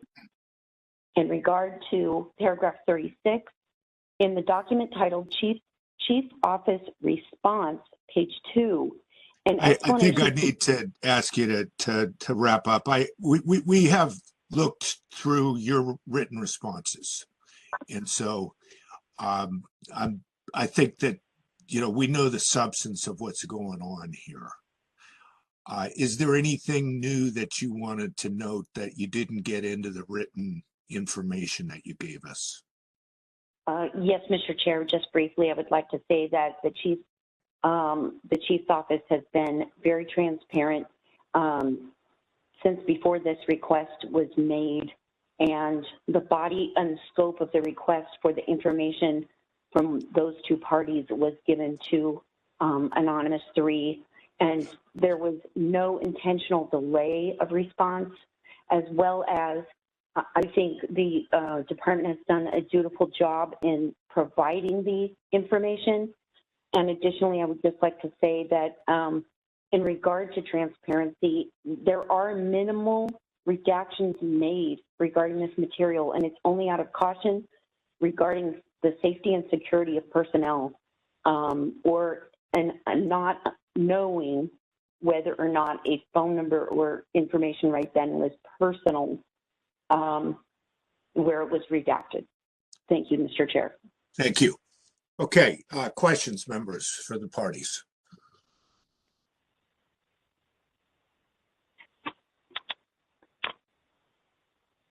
Yeah, I don't see any other questions yet. Let me just ask Officer Riley, the pages that we see here that contain redactions, could you tell me who was the one who chose which content to redact? Mr. Chair, I do not have firsthand knowledge of the personnel that provided the responses to the request. I don't have those names in front of me. Okay. And do you have, at this time, if you had a process to put redactions in, would you know who would be the one, or who would be the, the group, the department, et cetera, who would actually physically do the redactions? I don't mean physically, but who decides what content is going to be blacked out? Now, thank you, Mr. Chair, for your question. I think if I understand you correctly, it would be, I think, a collaborative effort between the chief's office and the legal division to provide or to take the materials and apply redactions. Okay, and so it's the legal division within the police department, correct? Yes, sir. Okay. Within. Got it. Okay. That's all I had question-wise. I don't think. Member Sorry, Stein. I just have a question for the petitioner. Your materials mention sort of a series of 3 requests. And was the 3rd request for information that you made, which I believe was June 3rd, 2020, did you ever receive an acknowledgement for that request? And did you receive any materials from that request? Which page number are you looking at? I need to look up. Oh, I'm not looking at a page number. I'm looking at my notes. Okay. Okay. At some point you talk about, I think maybe in your timeline, that 2 different requests were made at 2 different time periods, February 16th and then February 18th. And then you talk about a 3rd request on June 3rd, and that no records were provided as of July 5th. But that wasn't mentioned by the respondent at all. I just want to make sure that this is even supposed to be in the file. And I'm sorry, I guess I can do a search for the date and see if the page number pops up. No, I see what you're talking about. Yes, this is definitely part of this file. It's in my original complaint.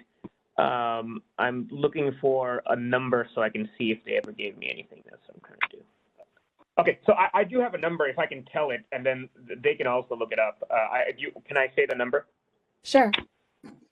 Sure. So this is direct through the chair to SFPD. The number on your side is P012129-060320, which is also part of this.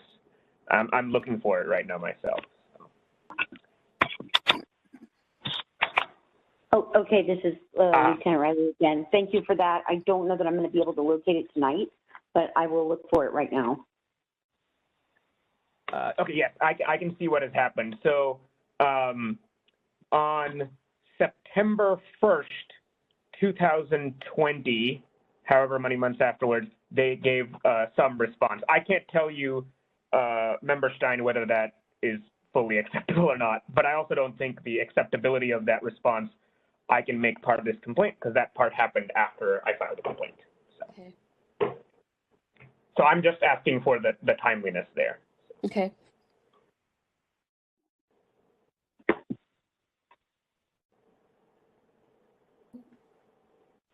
Okay, so if it looks like we may not have too many further questions,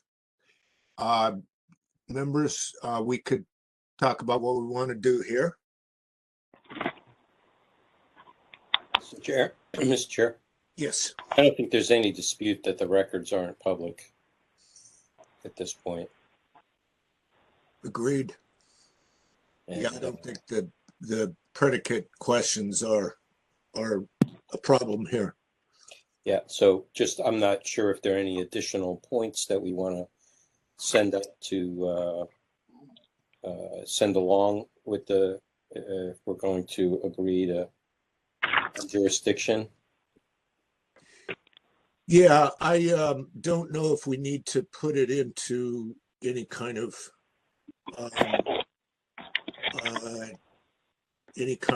directive or order, but I feel like this case, looking at the redactions, I just wanted to note that I'm seeing so often in redactions that they're too broad. And I believe there's a sort of a fundamental misunderstanding of how much names, even contact information can be redacted, because I think that this is an example of the concept of privacy being misapplied, misunderstood. And I want to get into the conversation somewhere along the way, and I want to just cite these for Anonymous 3 that I've been looking at 2 cases, and they're in a string of California cases. One is the Block case, CBS v. Block 42 Cal 3rd 646. So that's a Supreme Court case. And then a more recent case is the Cal State Fresno case, 90 Cal App 4th 810. And I think that what basically is probably going to be that we can try to redefine in a way what exactly can be excluded from production based on what is sort of like never really defined.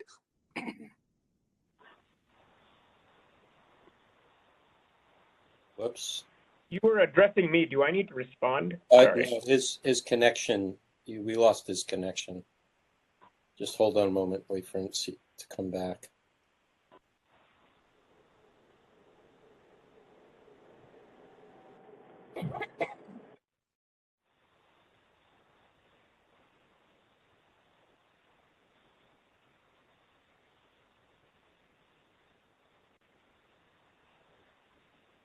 Not yet.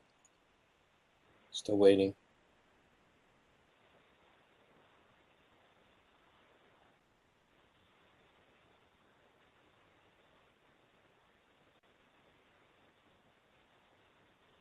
Still waiting.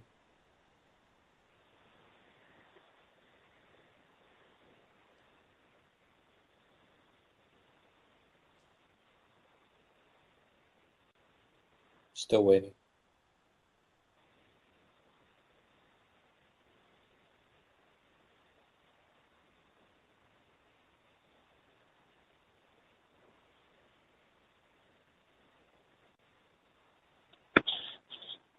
Still waiting.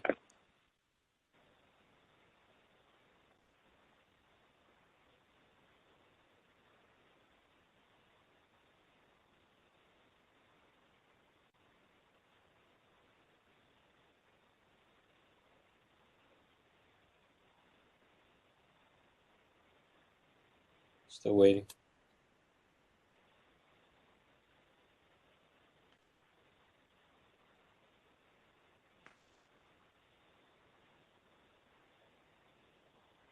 Still waiting. Member Schmidt, we do see you now. You disconnected for a good minute or so. So we lost you in the middle of your statement. Oh, I'm sorry. Okay, well, I won't restate the the dicta. I mainly I'll move. These are public records. We have jurisdiction, and the task force should consider all the requested violations sought by petitioner. I'll second that as Member Stein.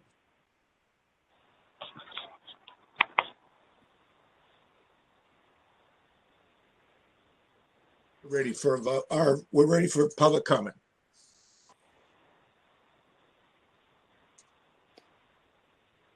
Yes, if there are any members of the public who would like to make public comment in this time, you can raise your hand by pressing *3 or otherwise raising your hand. I'll give everyone a moment to make any indications that they like. I do not see any additional public commenters. All right, so we're ready for a vote.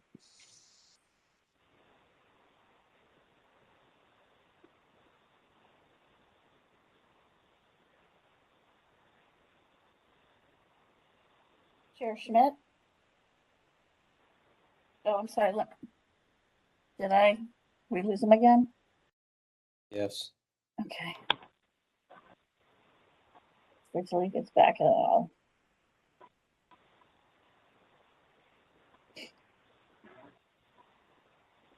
Still waiting.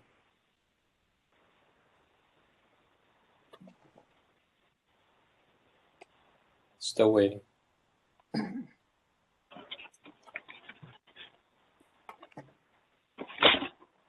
Still waiting.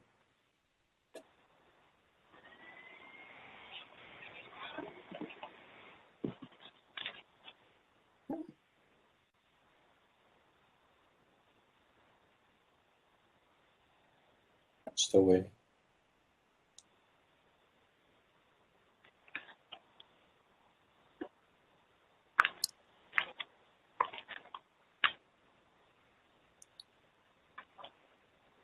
Still waiting.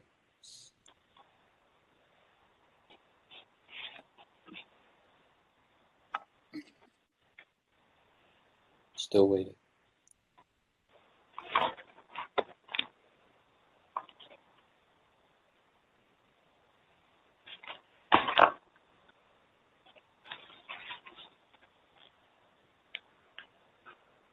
Still waiting.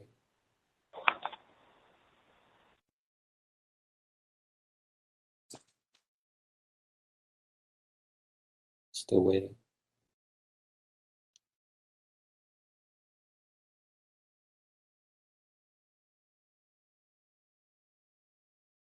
Still waiting.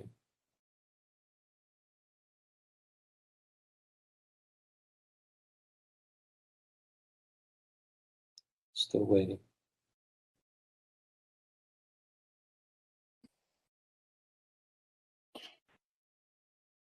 Still waiting. Still waiting.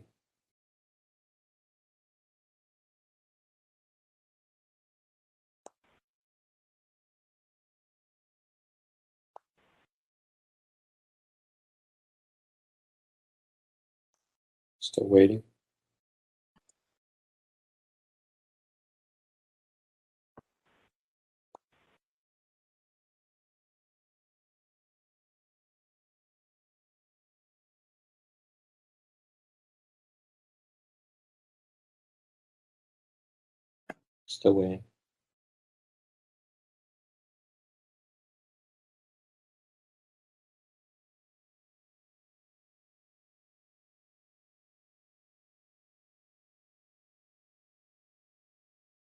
Still waiting. Still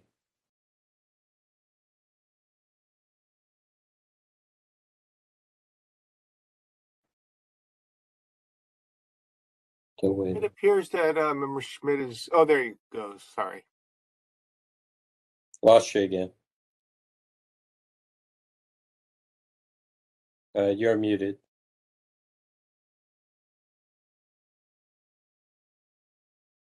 Yeah. Sorry, I think that might be my internet connection. Okay. Yeah. Yeah, we were. Ready for a vote. Yeah, thanks. Yeah, okay.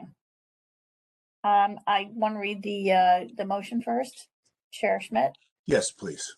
Moved by Chair Schmidt, seconded by Member Stein, that the records are public, there is jurisdiction, and to forward the matter to the task force and request that the task force consider all violations submitted by the petitioner.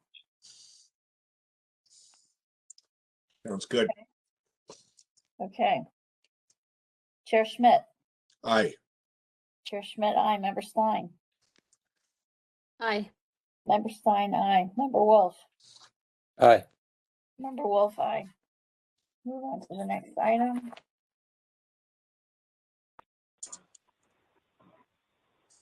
Are we ready, Chair Schmidt? Yes.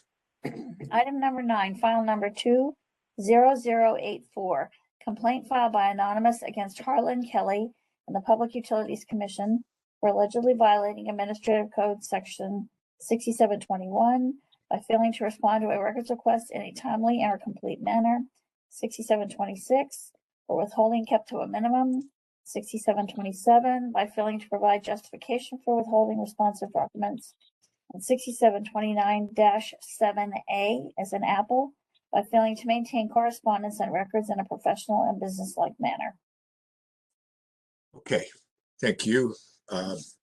We will hear from the parties to begin, and I will ask who we might have here on behalf of the respondents.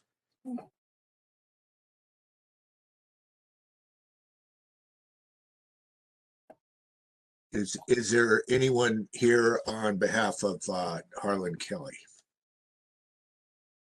Or the PUC. or the PUC?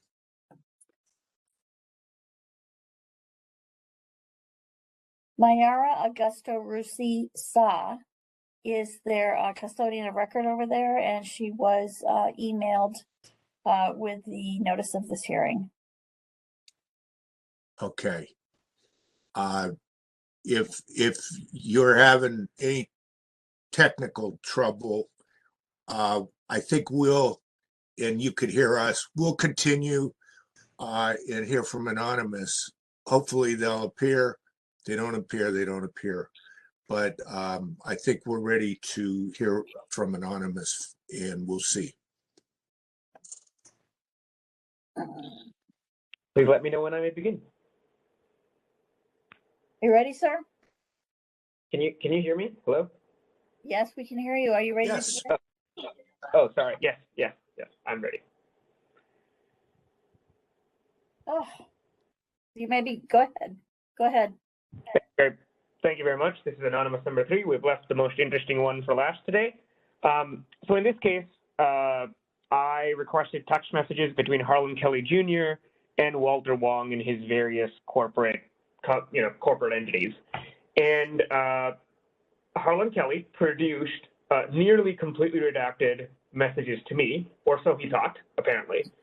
He didn't actually redact any of the messages, and I read all of them, and I realized a bunch of them were about commingling of personal and government business between Kelly and Wong now, which all of the public knows, including many of these texts that were improperly redacted by Kelly and PUC, which are cited in the federal allegations against Mr. Kelly.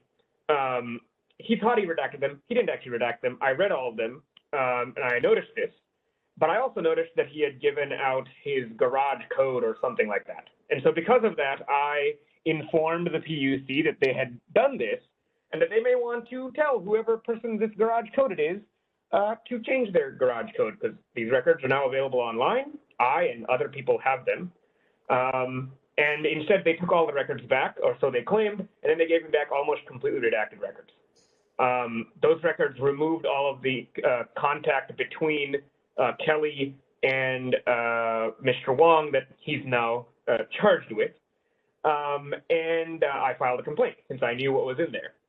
And 7 or more, maybe 9, I don't know how many months later, they walked it back and they gave me the records.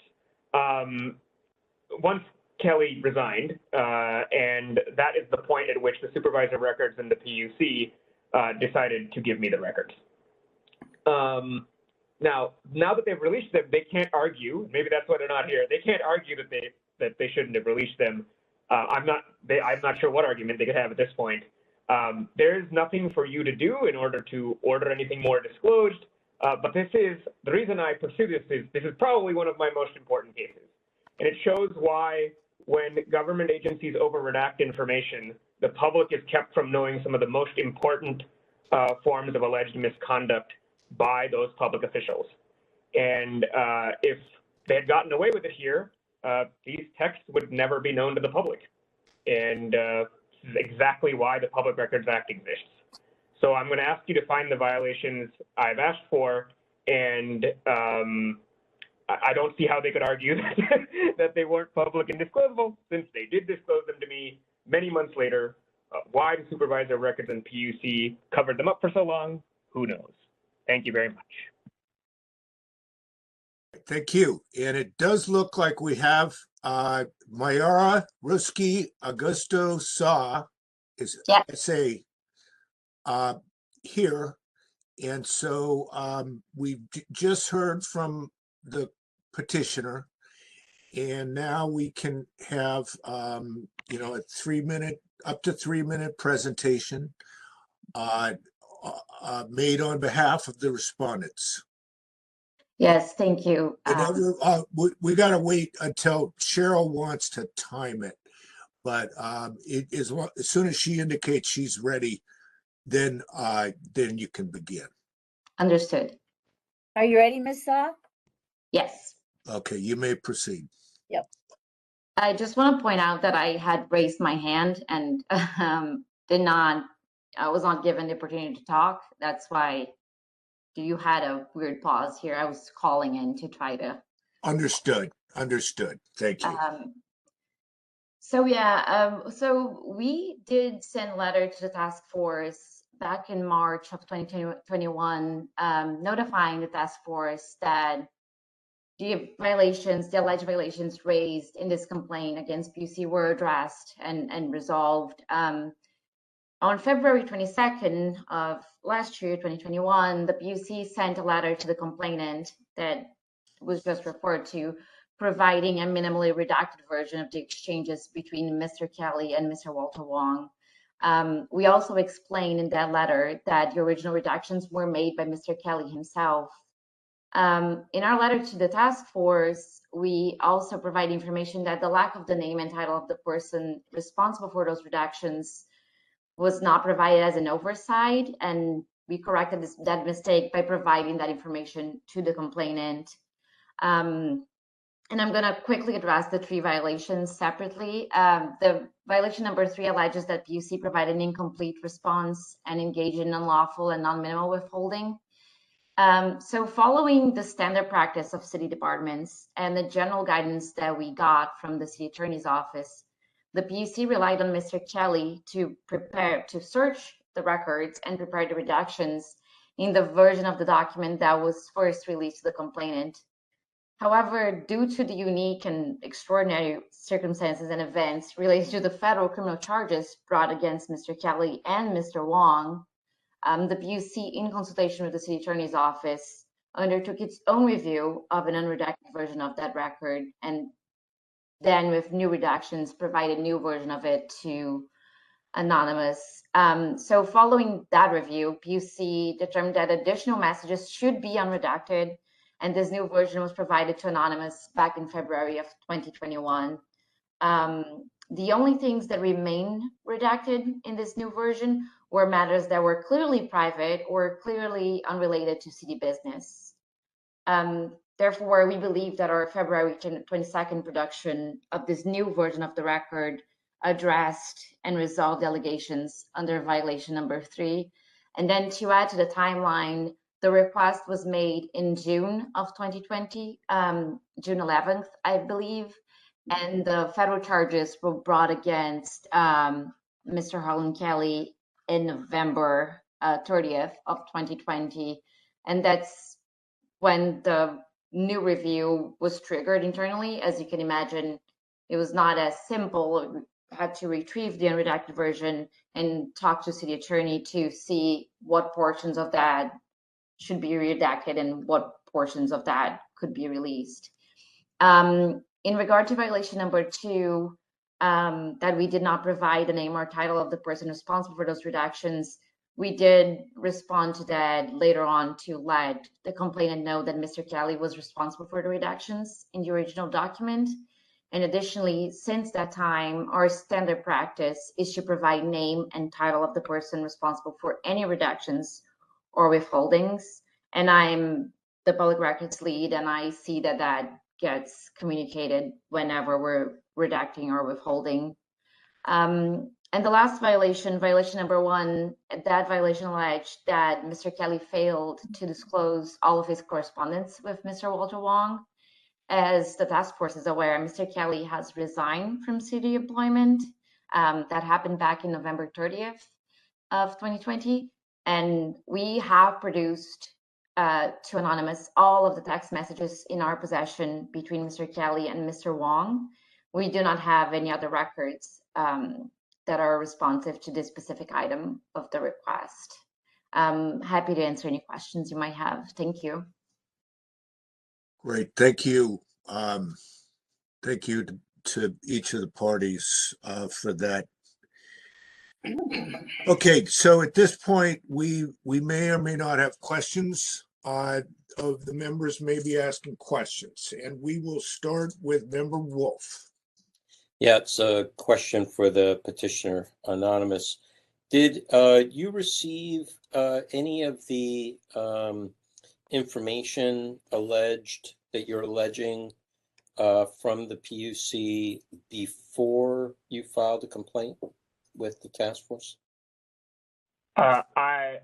So before I filed a complaint with the task force, I received the so-called completely accidentally unredacted version. Then they took that version back. Then they gave me an almost completely redacted version, and then I filed a complaint since I knew that the stuff shouldn't be redacted. That's the timeline. Okay, thank you.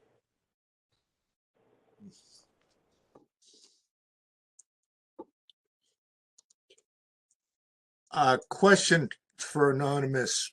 So could you clarify the status of the most unredacted version? Is that the first version you got? No. I'm not. Let me tell you the versions I got. Okay, go ahead, and including what's the best one that gives us the most? The one that gives us the most, I do not, I'm going to say this very carefully. I do not have personally a copy of that completely unredacted version because I voluntarily deleted it when I said I did. Whether anyone else has a copy is none of my concern. They then produced then that's the one they gave me in the very beginning. I told them about the fact that I could see someone's password in there or lockbox. They asked for that back. Then they gave me an almost completely redacted version. I filed a complaint. Then in February or March, they gave me a nearly completely unredacted version. There's still some things in there that are redacted. They claim that those things are redacted because they are purely personal matters that are not public records. Okay. And I think our file only has a version where almost everything's redacted. I'm pretty sure. So I don't think we've seen the ones that you eventually received. And so anything we do with this later on, I think that's probably going to be something significant to have in the record. Now, when you received the completely unredacted version, who did you receive that from? This was early on, right? Yes, as in the one that they thought was redacted, but really just had highlighter on it, that version? It sounds like it. So it was just highlighter. Okay. With highlighter, so that you could see through the highlighter? Is that what you're saying?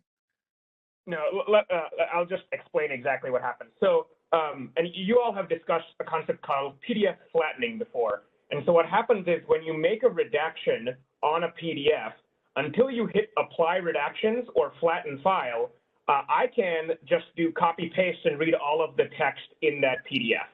And so this is something that it often happens, lawyers file, supposedly, sealed redactions under seal, and then they don't because you can read everything. And that's basically exactly what happened here, right? Okay. Okay. That version, you're asking me who gave it to me. Is that correct? Yes. The PUC gave it to me from their PUC address. I did not receive it directly from Harlan Kelly Jr., if that's the question. I don't know exactly who I got it. I can look that up, though. Okay. And all these versions, it looks like we're talking about, like 56 pages. So it's the same 56 over and over again, correct? Sort of correct. So what happened, as you can see, let me give you a page number. So actually, I think you can see their later production on bottom page 450. Okay, I was going to say page 456. So I don't know if those are two different versions now, but 456.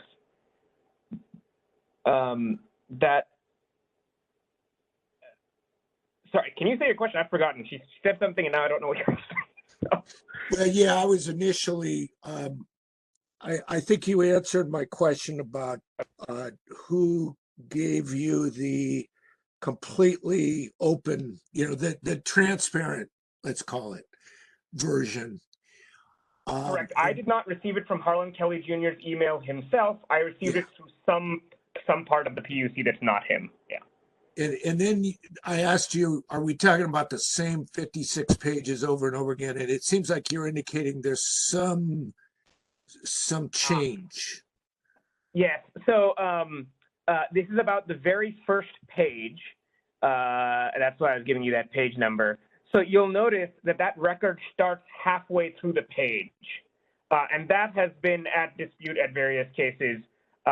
Whether that can be redacted, whether that can be removed as part of this record. It's the page 456, I think. That's the only difference, although I don't frankly care about it at this point. They gave me that through some other request. So. Okay. Very good. Okay. And you're not making any claims to us where you want to use the initial transparent version as evidence of violations, or is that something that you want to do? Because we'd probably need to see those if you wanted to make those contentions. Okay. Like I said, I don't myself have a copy. I will consider what you said, and if I want to use that as evidence, I will make sure to provide it to Ms. Leger. Okay, and you would be I'm just making an observation. You would be testifying from your memory as opposed to the documents which you no longer have. I understand that. Yeah. No, I want to be very clear and very precise about what I'm saying. I don't have a copy of those documents or records. Whether they exist and other people have them and whether I want to go get them is a different question, and I might go do that. But that depends on whether I care about introducing them into evidence, right? So. Well stated. Thank you. No further questions. Members, anything else? Member Wolf. Yes. Again, for the petitioner, anonymous. If you would, in our record starting on page 615. All right. Do you have a PDF number for me? 229. All right. Yes. Okay. Is this the unredacted version? It has some redactions. This is one of the partially redacted versions. This is definitely not the unredacted version that the chair asked me about. Okay. Is this the full complement of pages? Let's see. Are you just asking if it's the full range of I think this is in their response section, but it looks like it. I can't tell you for certain, but skimming through this, yeah, it looks like this is the range of records, yes. Okay, thank you. Mr. Chair, I asked that question because if the petitioner feels reluctant to submit any more records with regards to that exchange, then we have it here, even though there are some redactions without any notations. Well, let me ask this again, Anonymous. Yes. Is part of your complaint regarding the redactions? No, this is, my complaint was filed only with the information I had, right? And my complaint is only about what I knew at that time, as you have told us to do many times, right? This happened after the complaint was filed many months later. I see. The redacted version they gave me that I complained about has far, far more redactions than what you're seeing there. Okay. So it's not really part and parcel to your complaint at this point. This is their response that, hey, we tried fixing it later, I think. So. Okay, I gotcha. Okay, thank you very much. All right, yeah, the only reason why I asked that, Mr. Chair, is just to determine whether we have a complete enough record for the task force so that they have enough information to review the complaint itself. Yeah, maybe we do, possibly. Yeah, I think we do. Okay, thank you. That's all I have. okay. If there are no more questions, I think the members can talk about what to do with this. I definitely myself, I think that anything that would ultimately be decided by the task force itself would include, looking at certain versions of redactions, which are outrageous. I mean, these entire documents that are redacted out. And we even know, like, from looking at another version, that those redactions are improper. And so that's got to be part of what we would eventually be, deciding upon. Yeah. But yeah, I think it's this one's pretty clear cut that I think we would, we got jurisdiction, we got public records, and I think that we should consider all his requests, whatever recommendations we make. I don't even know if we need to make recommendations on this one. But members, if you want something else in a motion, what do you think? I don't know. It seems like the heart of the problem is that there is a policy to let employees redact their personal records. And obviously, if there is any kind of corruption or wrongdoing, it may get redacted out, which might not be something that the department would do, right? To me, that's an issue, whether we need to discuss that that's a good policy or not.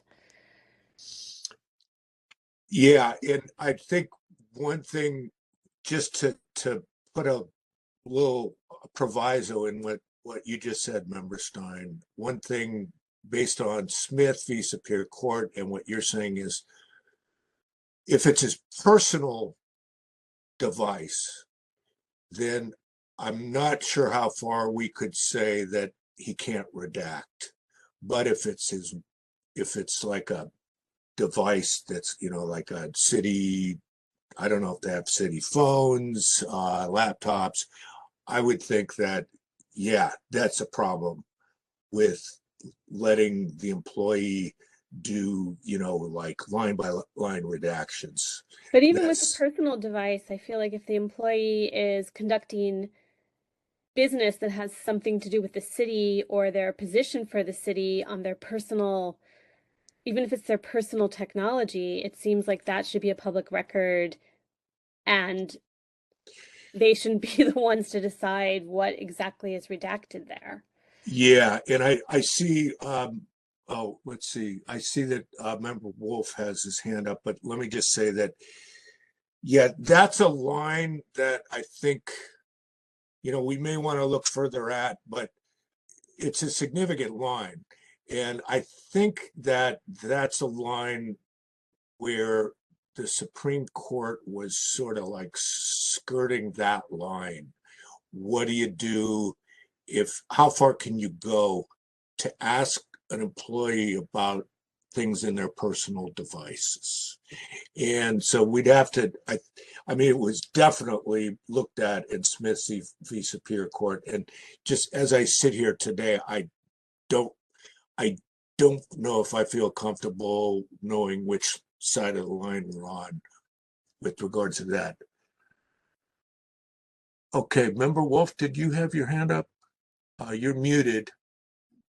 Yeah, no, I was just going to say almost word for word exactly what you said. Okay. Yeah, I just and I'm not. I know that there are a lot of there's a lot of legal advice that's available publicly with regards to how to handle a Smith versus San Jose disclosure and what to do with regards to redactions and whatnot. But I would leave that for the task force at this point.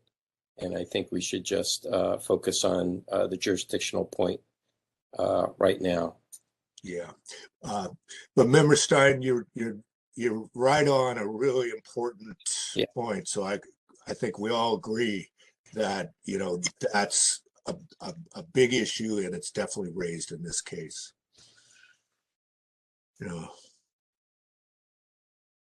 May I add something? Yeah, I'll allow it. Just to clarify, in this specific case, it was Mr. Kelly's personal phone. He did not have a PUC issued phone, to my knowledge. Thank you. That is good to know that. May I add something as well, then? Yes. That is true. However, these files were in the custody. There is a raw text message file that was in the custody of the government agency also. So yes, it is the case there was a copy on his phone, but there was also a copy in the possession of the government, computers, and that PDF is in the possession of the government agency too. That's all. Thank you. Thank you. Yeah. Yeah, this is sort of like very important stuff, and it's very, to me at least, cutting edge. And I'm not sure if the law is completely set up yet on this, because the Smith Superior Court was 2017, so courts are still probably dealing with how do you refine this thing. So, but it's a big issue for us here, definitely. Yeah. Okay. Mr. Chair, I would also just like to add that Wolf. It doesn't matter how many different people have the same document. We have had plenty of cases where one agency will redact and the other agency chose not to redact. And that's up to them. Now, whether the city itself has kind of a global policy, for redaction, that's a different question. But what our experience has been just that. So what people choose to redact or not redact, that's their choice. Yes, I don't think you're saying that it's okay to over redact. I think you're just saying that it's we might see different versions, and some of them will include or exclude certain things. That's certainly something that can happen. Yeah. And yet any one of the versions that get produced, they're produced, and then the people who get them have them. Yes.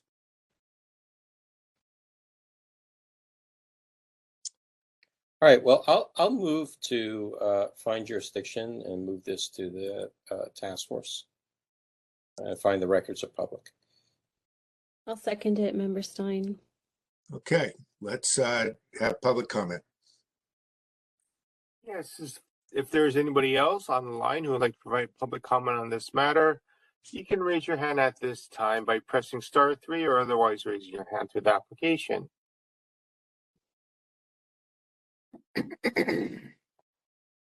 I see no indication of other public commenters on this matter. All right, we're ready for a vote on this. Let's go. Member Wolf, Aye. Member Wolf, aye. Member Stein, Aye. Member Stein, aye. Chair Schmidt, Aye. Chair Schmidt, aye.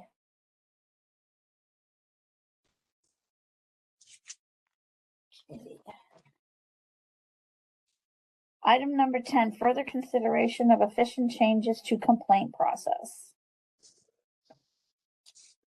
All right, so I put this on because we spent a lot of time at task force on this, which I certainly appreciated. And I wanted to raise it, not necessarily that we can come to something final here, but I just wanted to have a discussion here about, okay, what do we do next? Because we will probably send something over to the task force, so we got to figure out what we want to do with it.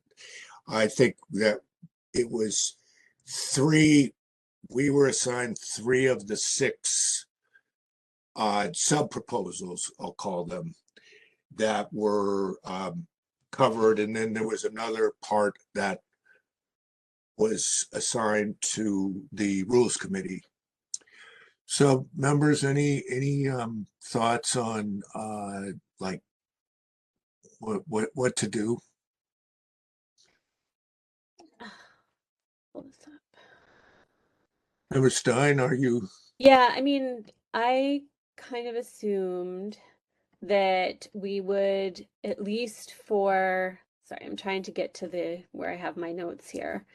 That at least for, I guess, point 1 or proposal 1, there were sort of 2 things that were floating around in that proposal, and I thought we would need to tighten it up and maybe have more of a more detail fleshed out before we could bring that item for a proper motion and vote to the full task force.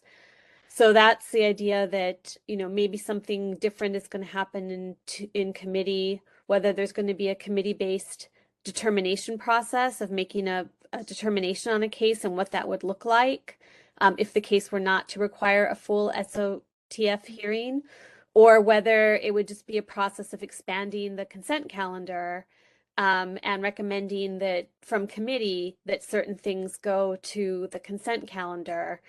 And so there were sort of 2 different things kind of at play in that one. And I thought, you know, ironing that out and having, you know, one motion that the task force could debate and pass or not pass or amend or whatever would be important. That's just for, I think, well, I guess that encompasses point 1 and point 2. It's like, would we be really proposing both? Would we be proposing one or the other? It seemed like there was kind of appetite for both among the task force, either having the committees make determinations or expanding the consent calendar. And I think we need to understand, you know, what amendments to the complaint procedure would be needed for either of those. What would the criteria be for deciding a case in committee? You know, are we looking only at, you know, I'm just not sure. So. Yeah, I'm definitely I'm with you on it. I would say that, yeah, we're kind of looking at, I think it's maybe 1, 2, and 5, and the heart of it is 1 and 2. Yeah. I think 5's kind of like a add-on. And Yeah, just a second, Member Wolf. I just want to concur with Member Stein that, yeah, we had multiple sort of sub options in 1 and 2, and it's not clear if we can do, alternatives, or how we do alternatives, or do we choose like one way, one path to do it, and then say, this is how it's going to be. Okay, Member Wolf. So I have a couple of things on this, and one is subjective, but the other one that I want to start with is process. Looking at how to, what would a meeting look like if we were to implement one or another variation of 1 and 2, like however it comes out, putting more of the work on the committee level. What would a meeting like today look like? How long? It's already 8:30 and we started at 5:30. How much longer would this meeting go on for say, the complement of items that are on today's agenda? And no matter what that process is, if we had to go and have a full hearing, to hear rebuttals, it may draw more folks instead of for public comment, instead of folks waiting for the full task force meeting for public comment. And I'm just wondering about that, just functionally, as we begin down this on this journey. The other, subjectively though, there's a lot of discussion around the 6721 in here, and I've always held from the first days of, even before being on the task force, that if I followed from 6721A to E, that is actually a process flow. And there are, in 6721, I think D, it diverges, where you can either go to the supervisor records, or you can go to the task force. And so there, I think, is an interesting point, that that we also have some sort of process to be able to kind of share the burden with supervisor records. And then if people are not getting a satisfactory result from the supervisor records, the ordinance allows them to petition for hearing before us. But at least at the front end, the complaints could be heard and reviewed by the supervisor records. And most likely it would be, more of the public records disclosure, the kind of stuff. So I'll stop there. It just came up into my mind around this. Sure. As I was reading it through. Well, my thought is that, first, I don't have a big amount of faith, and I don't know if any of us really do, in what satisfaction people are going to get from the supervisor records. I mean, realistically, that's, to me, just like sending someone into outer space. But we can imagine that they'll change their way of doing business, but I don't think that's like really what we should be doing. If it's an option, it's an option. But I think that we should take our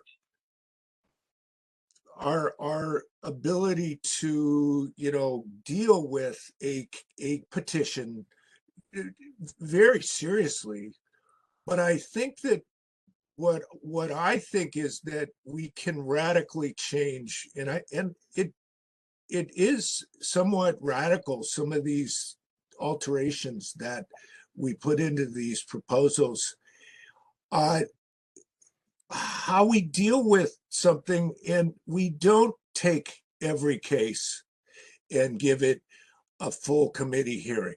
We don't take every case and give it a full task force hearing. Because I think that kind of what's in here is, one, we don't have the time to do that. And two, we don't need to do it because the law doesn't tell us to do it. That's what the changes are. And I don't think that we assume that business stays as usual and we put every case through the full, all the bells and whistles like are happening right now. Well, I just want to ask a question. When you say that the law says that we don't have to, I'm not seeing that in the way the law is written, unless I'm reading it incorrectly. If a person requests if the petitioner requests a hearing, the task force shall give it. It says the task force may conduct a public hearing when requested by a petitioner. That's in 6721E. Yeah, it's May. May conduct a public hearing. In other words, I don't see any reason why we should take easy, basic cases and even give them a hearing, because this statute didn't tell us that we have to do that. And there's nothing that says anywhere in the law that we have to add a second hearing on top of that in a committee. It's just not there. That's why this is, it might seem like, oh geez, this is so different. It might look that way because it is. And so I don't want to sacrifice like quality, accuracy, etc.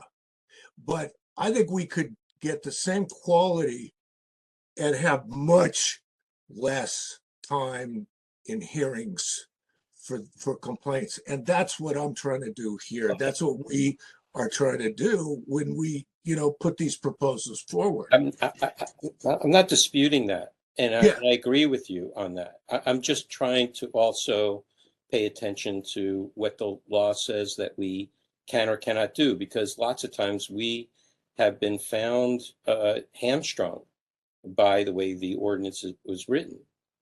So, I hear what you're saying. I want to read the law, and I want to hear where it says that the task force may have a hearing.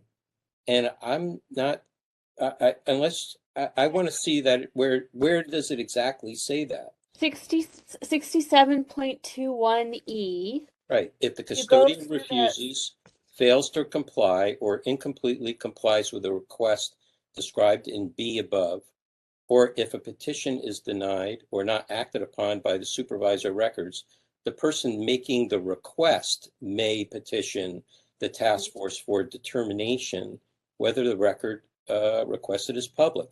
The task force shall inform the petitioner as soon as possible within 2 days after its next meeting, but in no case later than 45 days from when a petition is in writing is received, of its determination whether record is requested or any part of the record is public. I don't see. Okay, well, if you keep going to the very end of that section E, Where requested by the petition, yeah, task force may conduct a public hearing. Okay, fair enough. Yeah, that's Okay. Shall, may. Okay. And that's also the difference between like it implies that there could be a determination without necessarily a hearing. Right. Yeah, and maybe one vision that I have here personally, okay, and there may be agreement, disagreement with this, but our hearing time, we kind of need to budget it. We need to treat it as very valuable, partly because we're getting all of these people together to hear cases. If we could have our hearing time committed to the most sort of like significant cases, the ones with the most significant issues, and we also commit more time to all the other roles that the task force can take under 67.30. And then, but we push down, in order to effectuate that, we push down the processing of sort of the more rudimentary, the more simple cases, because we can under the language of the code. And so I would say that we can handle certain cases sort of like internally. Either we could have a committee who doesn't necessarily, we could have a committee of 3, which is an established committee, or we just have some kind of process which doesn't involve a hearing, where people decide what should be heard. And it would, to me, it should be rare that there'd be a double hearing, a hearing here and a hearing at the task force, because the law never says we have to have a double hearing. So why don't we try to take that time and not use it, especially on the more rudimentary cases that we see.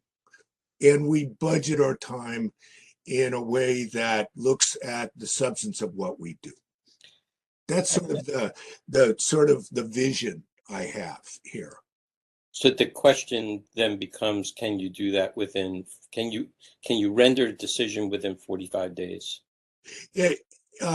Yes. And to me, yes, that's a big question. And I don't know if making these changes could get us to 45, but I do know that we're not at 45 now. And so right. If it extended us, I don't think it would extend us. I think it would make us much faster.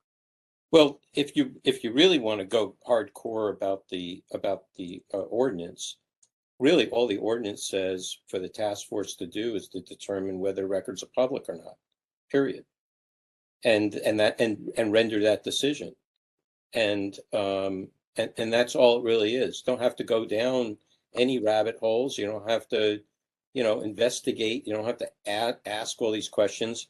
The reason why there was kind of the double committee part was because there was no way to be able to hear the merits of the cases in a time frame within 45 days, as people requested for it to be heard. So the task force was, call it lenient, in allowing a hearing for every single complaint.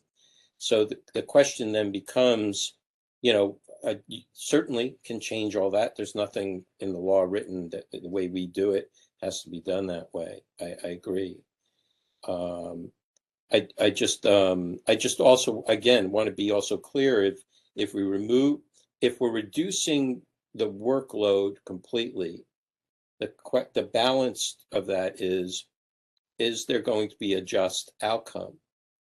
And if the just outcome requires more work on an individual versus either a committee meeting regularly monthly, or the task force meeting monthly, then I think we're going to find less candidates for these positions, because it's already a demanding work for how we do things now. Well, I think that this would take out a lot of work. And it's not like the prior task force was successful in creating a process to meet the 45-day rule, because, that's shot. And I don't know if anyone could ever like do what this ordinance says and get people their 45-day. The ordinance itself, But we even used though to. it requires 45 days, it seems almost impossible to do No, it. but it's not impossible, because that's how we used to do it. We used to be able I'm saying that adding in the committee even with doesn't the help you get to 45. That no, hurts you. No, it did not. We were able to actually do that because we weren't impacted by so many complaints. We Yeah. maybe heard, maybe 40 complaints a year. So you can have, 5 and in one committee in 1 month, and then the next month they get heard right at the task force. So it was pretty express at that point. It was on rare occasion that it would be like, oh, we had, 8 complaints this particular month, but things have gotten far more complex. Also, the complexity of the cases themselves also take up more time. Yeah. So I would just say that yes, it has worked in the past. It doesn't work now. I agree with you. I think the use of the consent agenda is very important. And trying to make that work as strongly as possible, I think is going to be very, very helpful moving forward. How we do it internally to determine. So, for instance, if a respondent doesn't show up, but the complainant does, that's that's if it was at a committee meeting, well, that would be instant consent agenda. Because by not showing up, you're consenting. It's a no contest, essentially. Well, yeah, I think a lot of things should be pushed on into a consent mode. And that's a good way to go. No question about it. That would be, I think, a good place to start then, maybe, to have just a discrete proposal just focused on how we would expand the consent agenda coming from committees. And it's been my sense that, or I get the sense that if we start to have like some subset of cases that we feel like can go directly to the consent agenda, we might also be thinking about, could we have decided these cases just in committee, these particular cases? Because if they're very clean cut, if it's really clear that, a deadline wasn't met, and say the only thing at issue is the deadline, like it can go to a consent agenda, but if it's really that simple, like that probably could have also been decided in committee, right? So we might be, if we start with the consent calendar being expanded to include the things that we want to kick up from committee that we think are really clear cut, we can also be looking at those cases and saying, do all of these really even need to go to the consent agenda? Or is there some criteria that when we see them, we can just decide them in committee? But why even do that? Why not have the chair? Why not have the chair of the complaint committee who's making the agenda say, okay, this one goes to committee, this one goes up the ladder, and let the chair of the task force determine whether it goes on a consent agenda or not. And then when the task force members get the agenda, they can determine, oh, no, this one demands to be heard. I want this one pulled. And that's the way consent agendas are supposed to work. I don't know. The only reason I would say is that you just to have a few more eyeballs than one person is a little bit of a check and balance on, on how the case might be viewed by people. Well, you have the chair, you have the vice chair, and you have the complaint committee chair. And you also don't, there are certain things that you want to have in a hearing. You know, the hearings are inefficient and there's a lot of people involved, et cetera, et cetera. If you can do things which happen not in this, either this committee hearing or in a full task force meeting, but if you can get things done by all members of the task force in various ways outside of the hearings, and you could have, you know, like, and this was Member Stein's idea, which I want to go back to because it was really good. I don't know exactly how we fit it in, but she's said, okay, we could have 1, 2, 3. Member 1, look at the file. What do you want to do? Member 2, Member 1, give it to Member 2. Do you know, what do you think? Yeah, I agree. Give it to a third one. And so you take 3 members, however you choose them, and you pass it, and they say, okay, we think that this doesn't deserve any hearing. We think we think that this can be decided with just let's see if we can get 6, you know, signatures on this decision. So you and that comes under either, at that point, either it goes to the full task force hearing, but it doesn't go to a committee. You don't use committee time on that one. Or you say, we don't need any hearing because there's no hearing required ever. And what's the purpose of it? Then why? Then what? What confuses me here is we're we're a policy body, so we have to be able to do our business in front of the public. If there is work being done and there is commiserating outside of a public meeting in making decisions, that would constitute a serial meeting.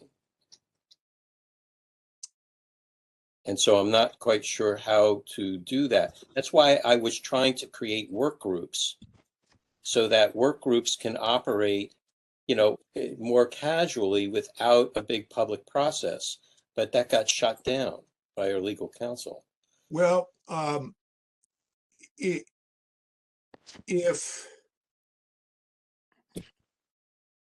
okay, one thing and Member Stein, your idea was, and I don't know if it would be a work group, although I don't know if,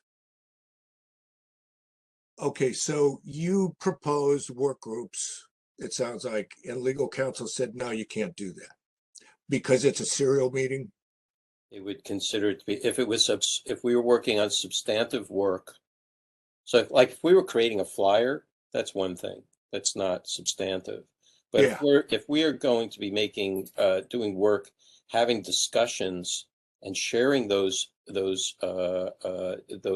discussions between us, one by one or as a group behind the scenes without public observation, that would not be, I was told can't do that.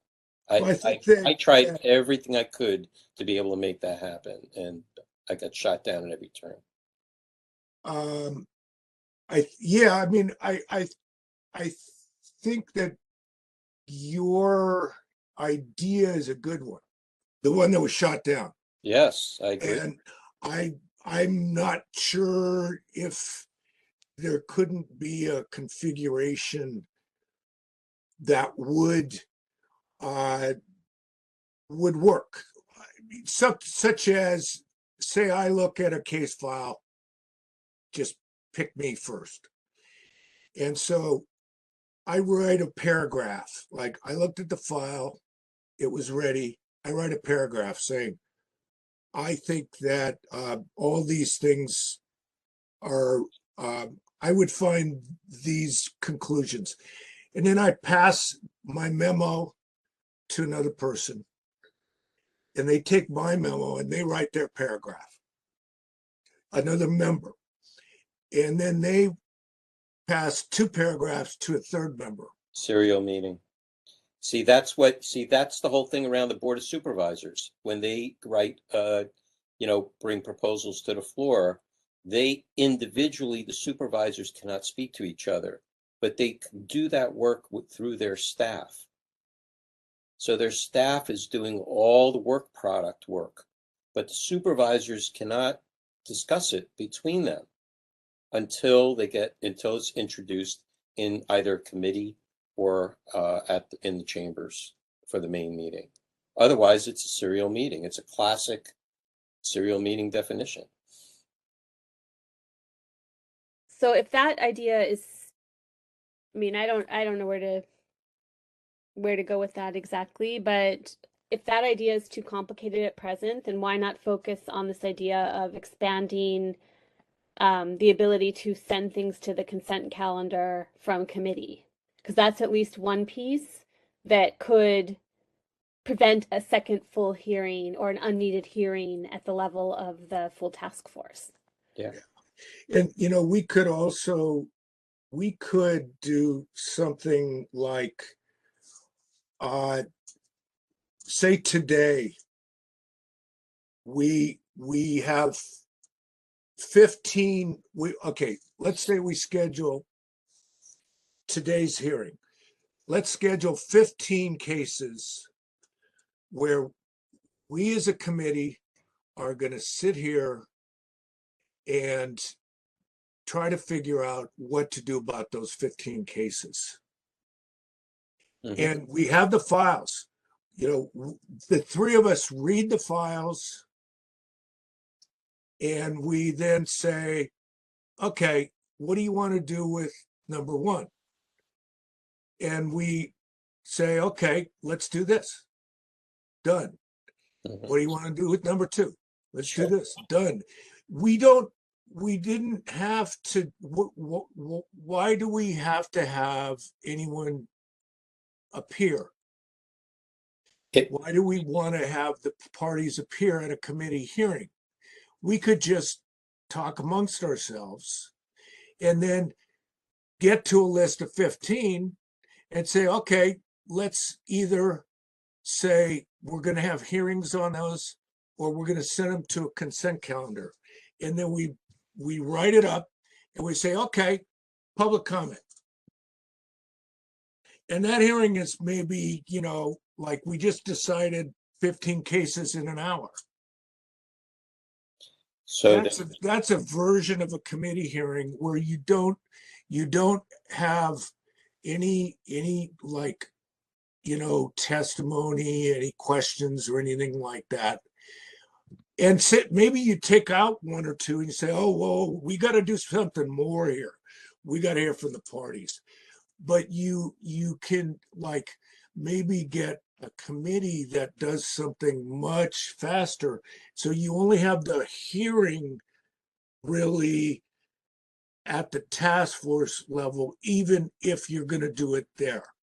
But my concept is that somehow we're trying to take, this backlog of 170, if we're going to expect that we have 170 committee hearings with, full testimony, and then 170 task force hearings with full testimony, that's a huge time commitment that I think we just have to kind of rethink, partly because the law doesn't say we have to do all that, not even close.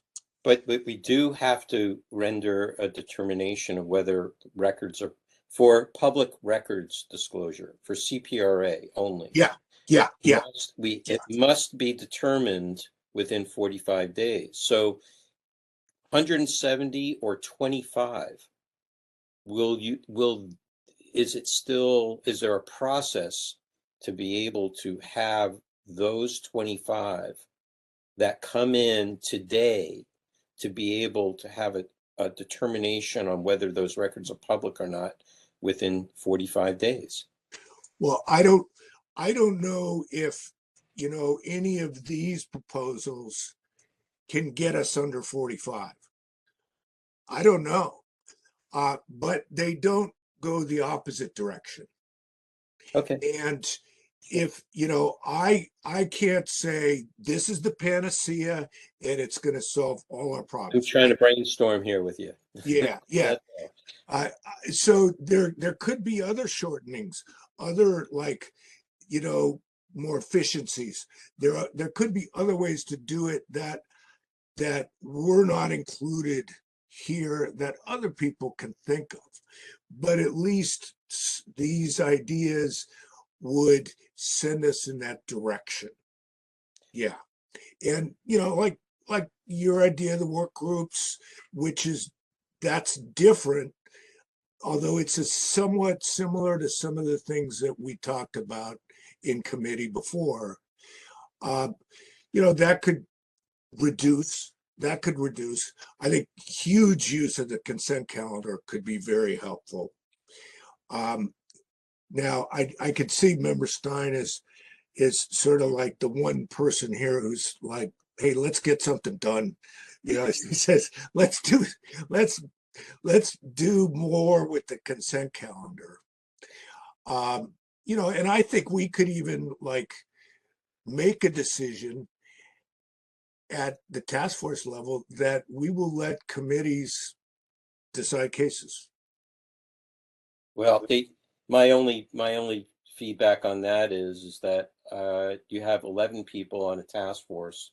The public, created that body. People want to have that brain trust, make their, decision. They don't want to have two people on the Supreme Court make the decision on behalf of the whole Supreme Court. It's kind of like that. Yeah, although that's I think the word you used was subjective. I mean, yeah, that's in a perfect world. Then we have, in a perfect world, we have, committee hearings on everything and task force hearings on everything, but it ain't working. Time-wise. I sort of think that, you need that brain trust maybe at its full force for the complicated cases, the cases that have important issues at stake that aren't necessarily clear, but there still may be a subset of cases that, a subset of the task force can easily decide. Or a committee could. I meant the committee, yeah. Yeah, a committee the task force could vote and say, we're gonna let committees decide cases. Yeah, we have Mr. Pilpel wants to chime in on here. I just one last thought. Yeah, I have a recent experience where a white colored curb, a pasture loading curb was being fought against by my neighbors on my block. And the process for that to get determined was to have a general public forum. It's not a decision-making forum. It's just to have the public have a pulpit to be able to express their concerns about it. And all the planners and everybody was, there to listen to everything. But the ultimate decision is made by the traffic engineer, an individual person. And even though there's an appeals process, that appeals process is painstaking. Okay? That's not fair. And they know it's not fair because it benefits the people only that request the curb, that color curb.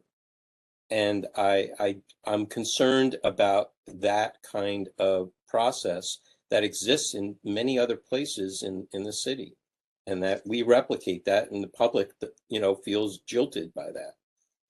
Yeah. So if they feel jilted, though, they can always appeal the decision. And there's 3 people. It's not one person. If it's at least 3 people, right? If it's a committee that's deciding, or you could say something in the decision process, like if the decision does not support the petitioner, that they could automatically get it appealed to the full task force or something like that. No, that would be always appealed. That's that But one. I think we have very few cases that don't support the petitioner. Well, that's true. Yeah, that's true. Well, the other thing is, if you're going to reduce the amount of people doing, making decisions and doing the work, then you're also suggesting that the ordinance be amended to reduce the size of the task force. No, Not at all, because I think that there are I'm not saying that. I'm not saying that. Okay, I'll say you're suggesting it to other people who have the power to make amendments to do that. That's what they will see. And they'll say, okay, well, we don't need 11 people. We really only need 5. Okay, let's reduce the task force to 5. Yeah, I don't think so, because it's not the only thing we do is hear cases, number one. And number two, we have so many cases that multiple committees would have to be hearing them in any case. So it's not that we are using fewer members. You should listen. I've heard a lot of things from city staff. And there are things like they want hearing officers, so that way it's like going to Superior Court for a moving violation. You go up to a window and it's just one person. That person makes the decision. If you don't like the decision, then you can appeal it to a real court. Yeah, I don't really see that there's that much similarity to an individual, non-elected, not chosen by I think there's a lot of distinctions that I see here. I'll stop there. I think that also, well, I don't think we're going to come up with any decisions today. I think that partly because I think we need to have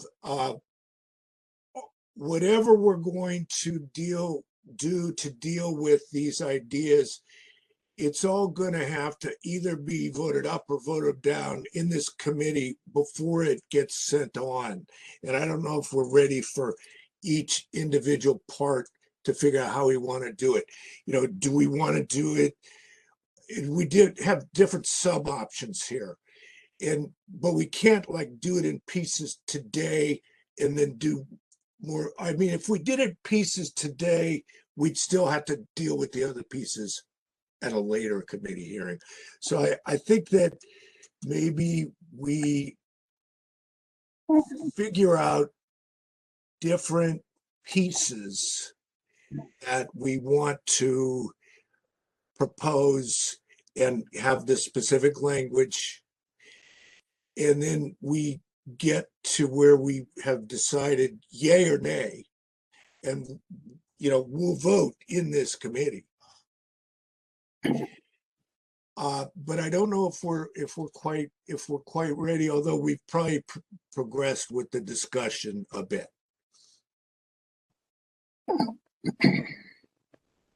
You have Mr. Pelpel who's chomping at the bit. Yeah, if we're all done, we could go to Pelpel, but I just want to make sure. Yeah, I don't have much. We've aired everything, at least for today. I'm sorry that we, don't have a conclusion yet. I'd like to try I'd like to try a mock process. Let's try one at a time and see if it, how it would work. I'd hate to put somebody, unless somebody wants to volunteer to be the guinea pig on their complaint. It's an idea. I'm going to write up certain things to just clarify, each element, and I'm going to pretty much work off of what I already had in the package. And I would invite anyone else who has ideas on this, in this committee, or, take someone else's ideas. But I think it's probably the next meeting. I think we should plan to have either one vote or votes on this. And so it's going to be in the paperwork, it's all going to be proper. But, we've had at least our post task force discussion in committee. We could talk further later on, but if everyone's satisfied that we at least aired it out today, Yeah. I think we could go to public comment. Everyone good? Yes. Okay. I'm good.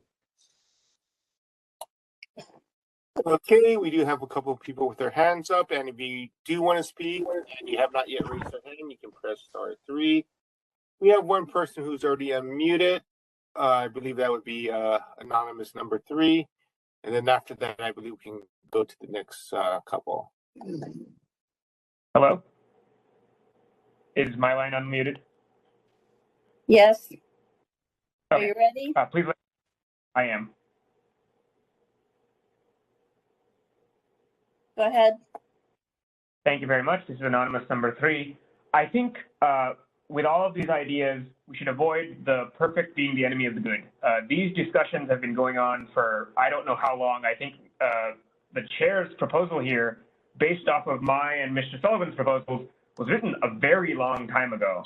And I think there's a very simple change you can make immediately. I will be happy to write a red line and send it to all of the task force, which is regarding the consent agenda, which seems like the simplest change. You can make it immediately. You formalize the concept of the consent agenda at the full task force, and you add a simple rule.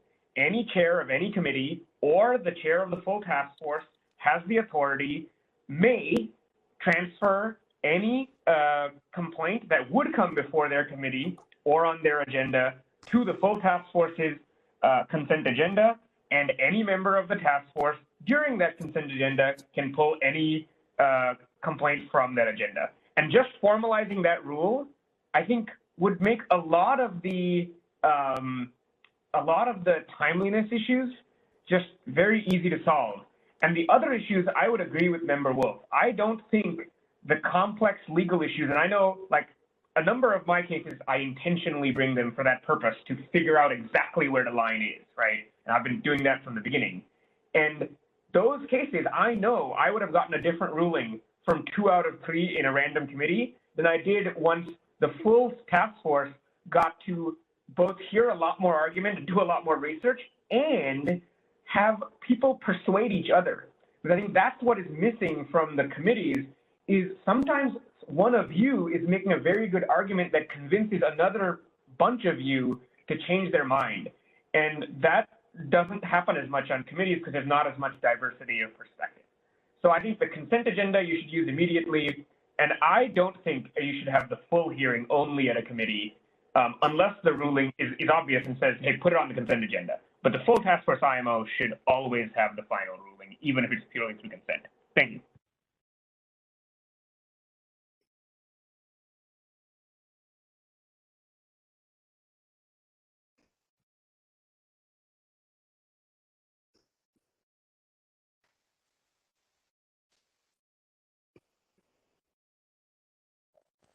Is Bill Pell next here, or should I wait?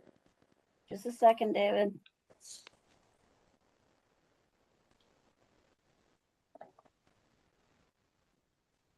Are you ready?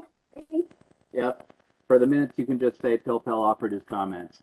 I don't need any more summary than that. Okay, so I think I agree with everything the previous caller, I guess anonymous, had to say. You can make those changes now, and that would help. I find it interesting that this committee and the full task force spends a lot of time talking about how everything takes a lot of time, and that in and of itself takes a lot of time. Make some change. Make any kind of change. That's good. Some of these things I've said before, but I'll try to recap very briefly. You could limit the number of cases that people can file, which would reduce the amount of incoming. You can do more that's proactive, that might actually reduce the number of incoming cases by educating members of the public and city staff and anybody else who's got a pulse out there about how things are supposed to work, so that maybe they will work better as a system. As to the cases that you get and have, they pretty much break down into two categories: meetings and records.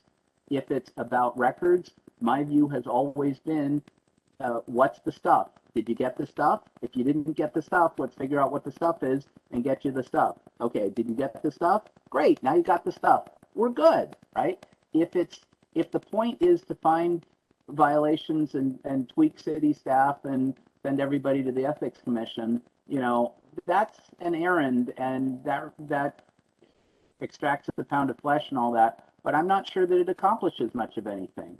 If the person got the stuff, that's good. Get them the stuff, okay? If it's a meeting issue or a legal question, or was this handled properly, or is there some systemic fix, that might require a little more time, and maybe you should get into that and fix the thing so maybe it doesn't recur. But I filed an IDR and I got it 20 minutes late and all that. Okay, you know what? It was 20 minutes late. I'm sorry. Did you get the stuff? Oh, you got the stuff. Good.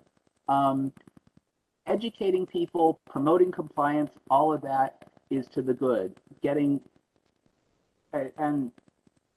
I guess where I am with complaints and trying new things, if this committee or all three of the main committees, whatever committees are meeting, tried to do 6 cases per committee meeting, if you had the intent that at least 4, if not 5 out of those would come up with a recommendation from the committee that either there's a violation or no violation, and that goes to a consent calendar with a proposed, a couple of sentences, summary and recommendation that somebody's going to write up, that's all to the good. And if 1 or 2 of those cases are non-consent and require a full hearing at the full task force, that's okay too. But that would get you through far more cases than you're doing now per month, which might actually whittle down the backlog. So,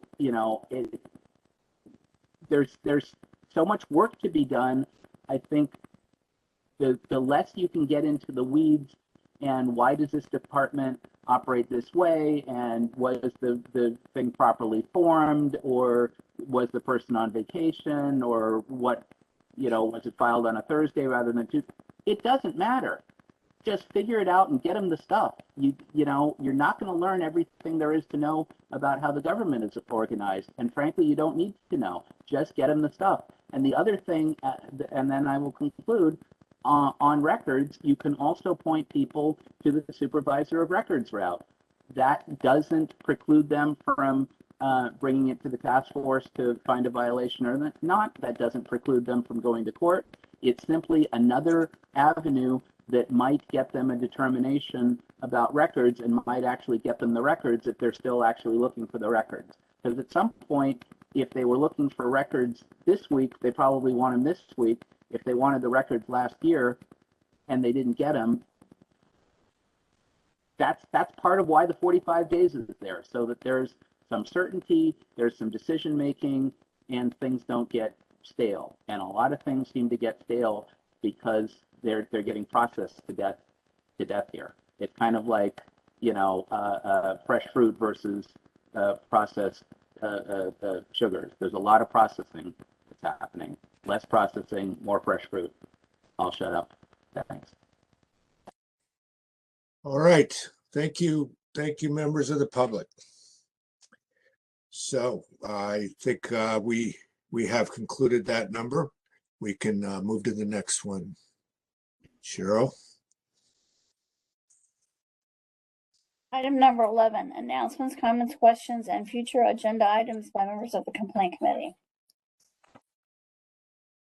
Nothing for me. Nor me.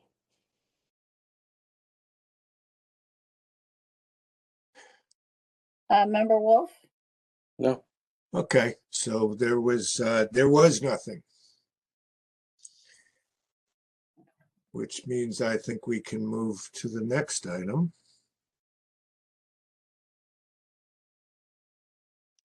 Item number 12, adjournment. I have 9:15 exactly. Move to adjourn. Second.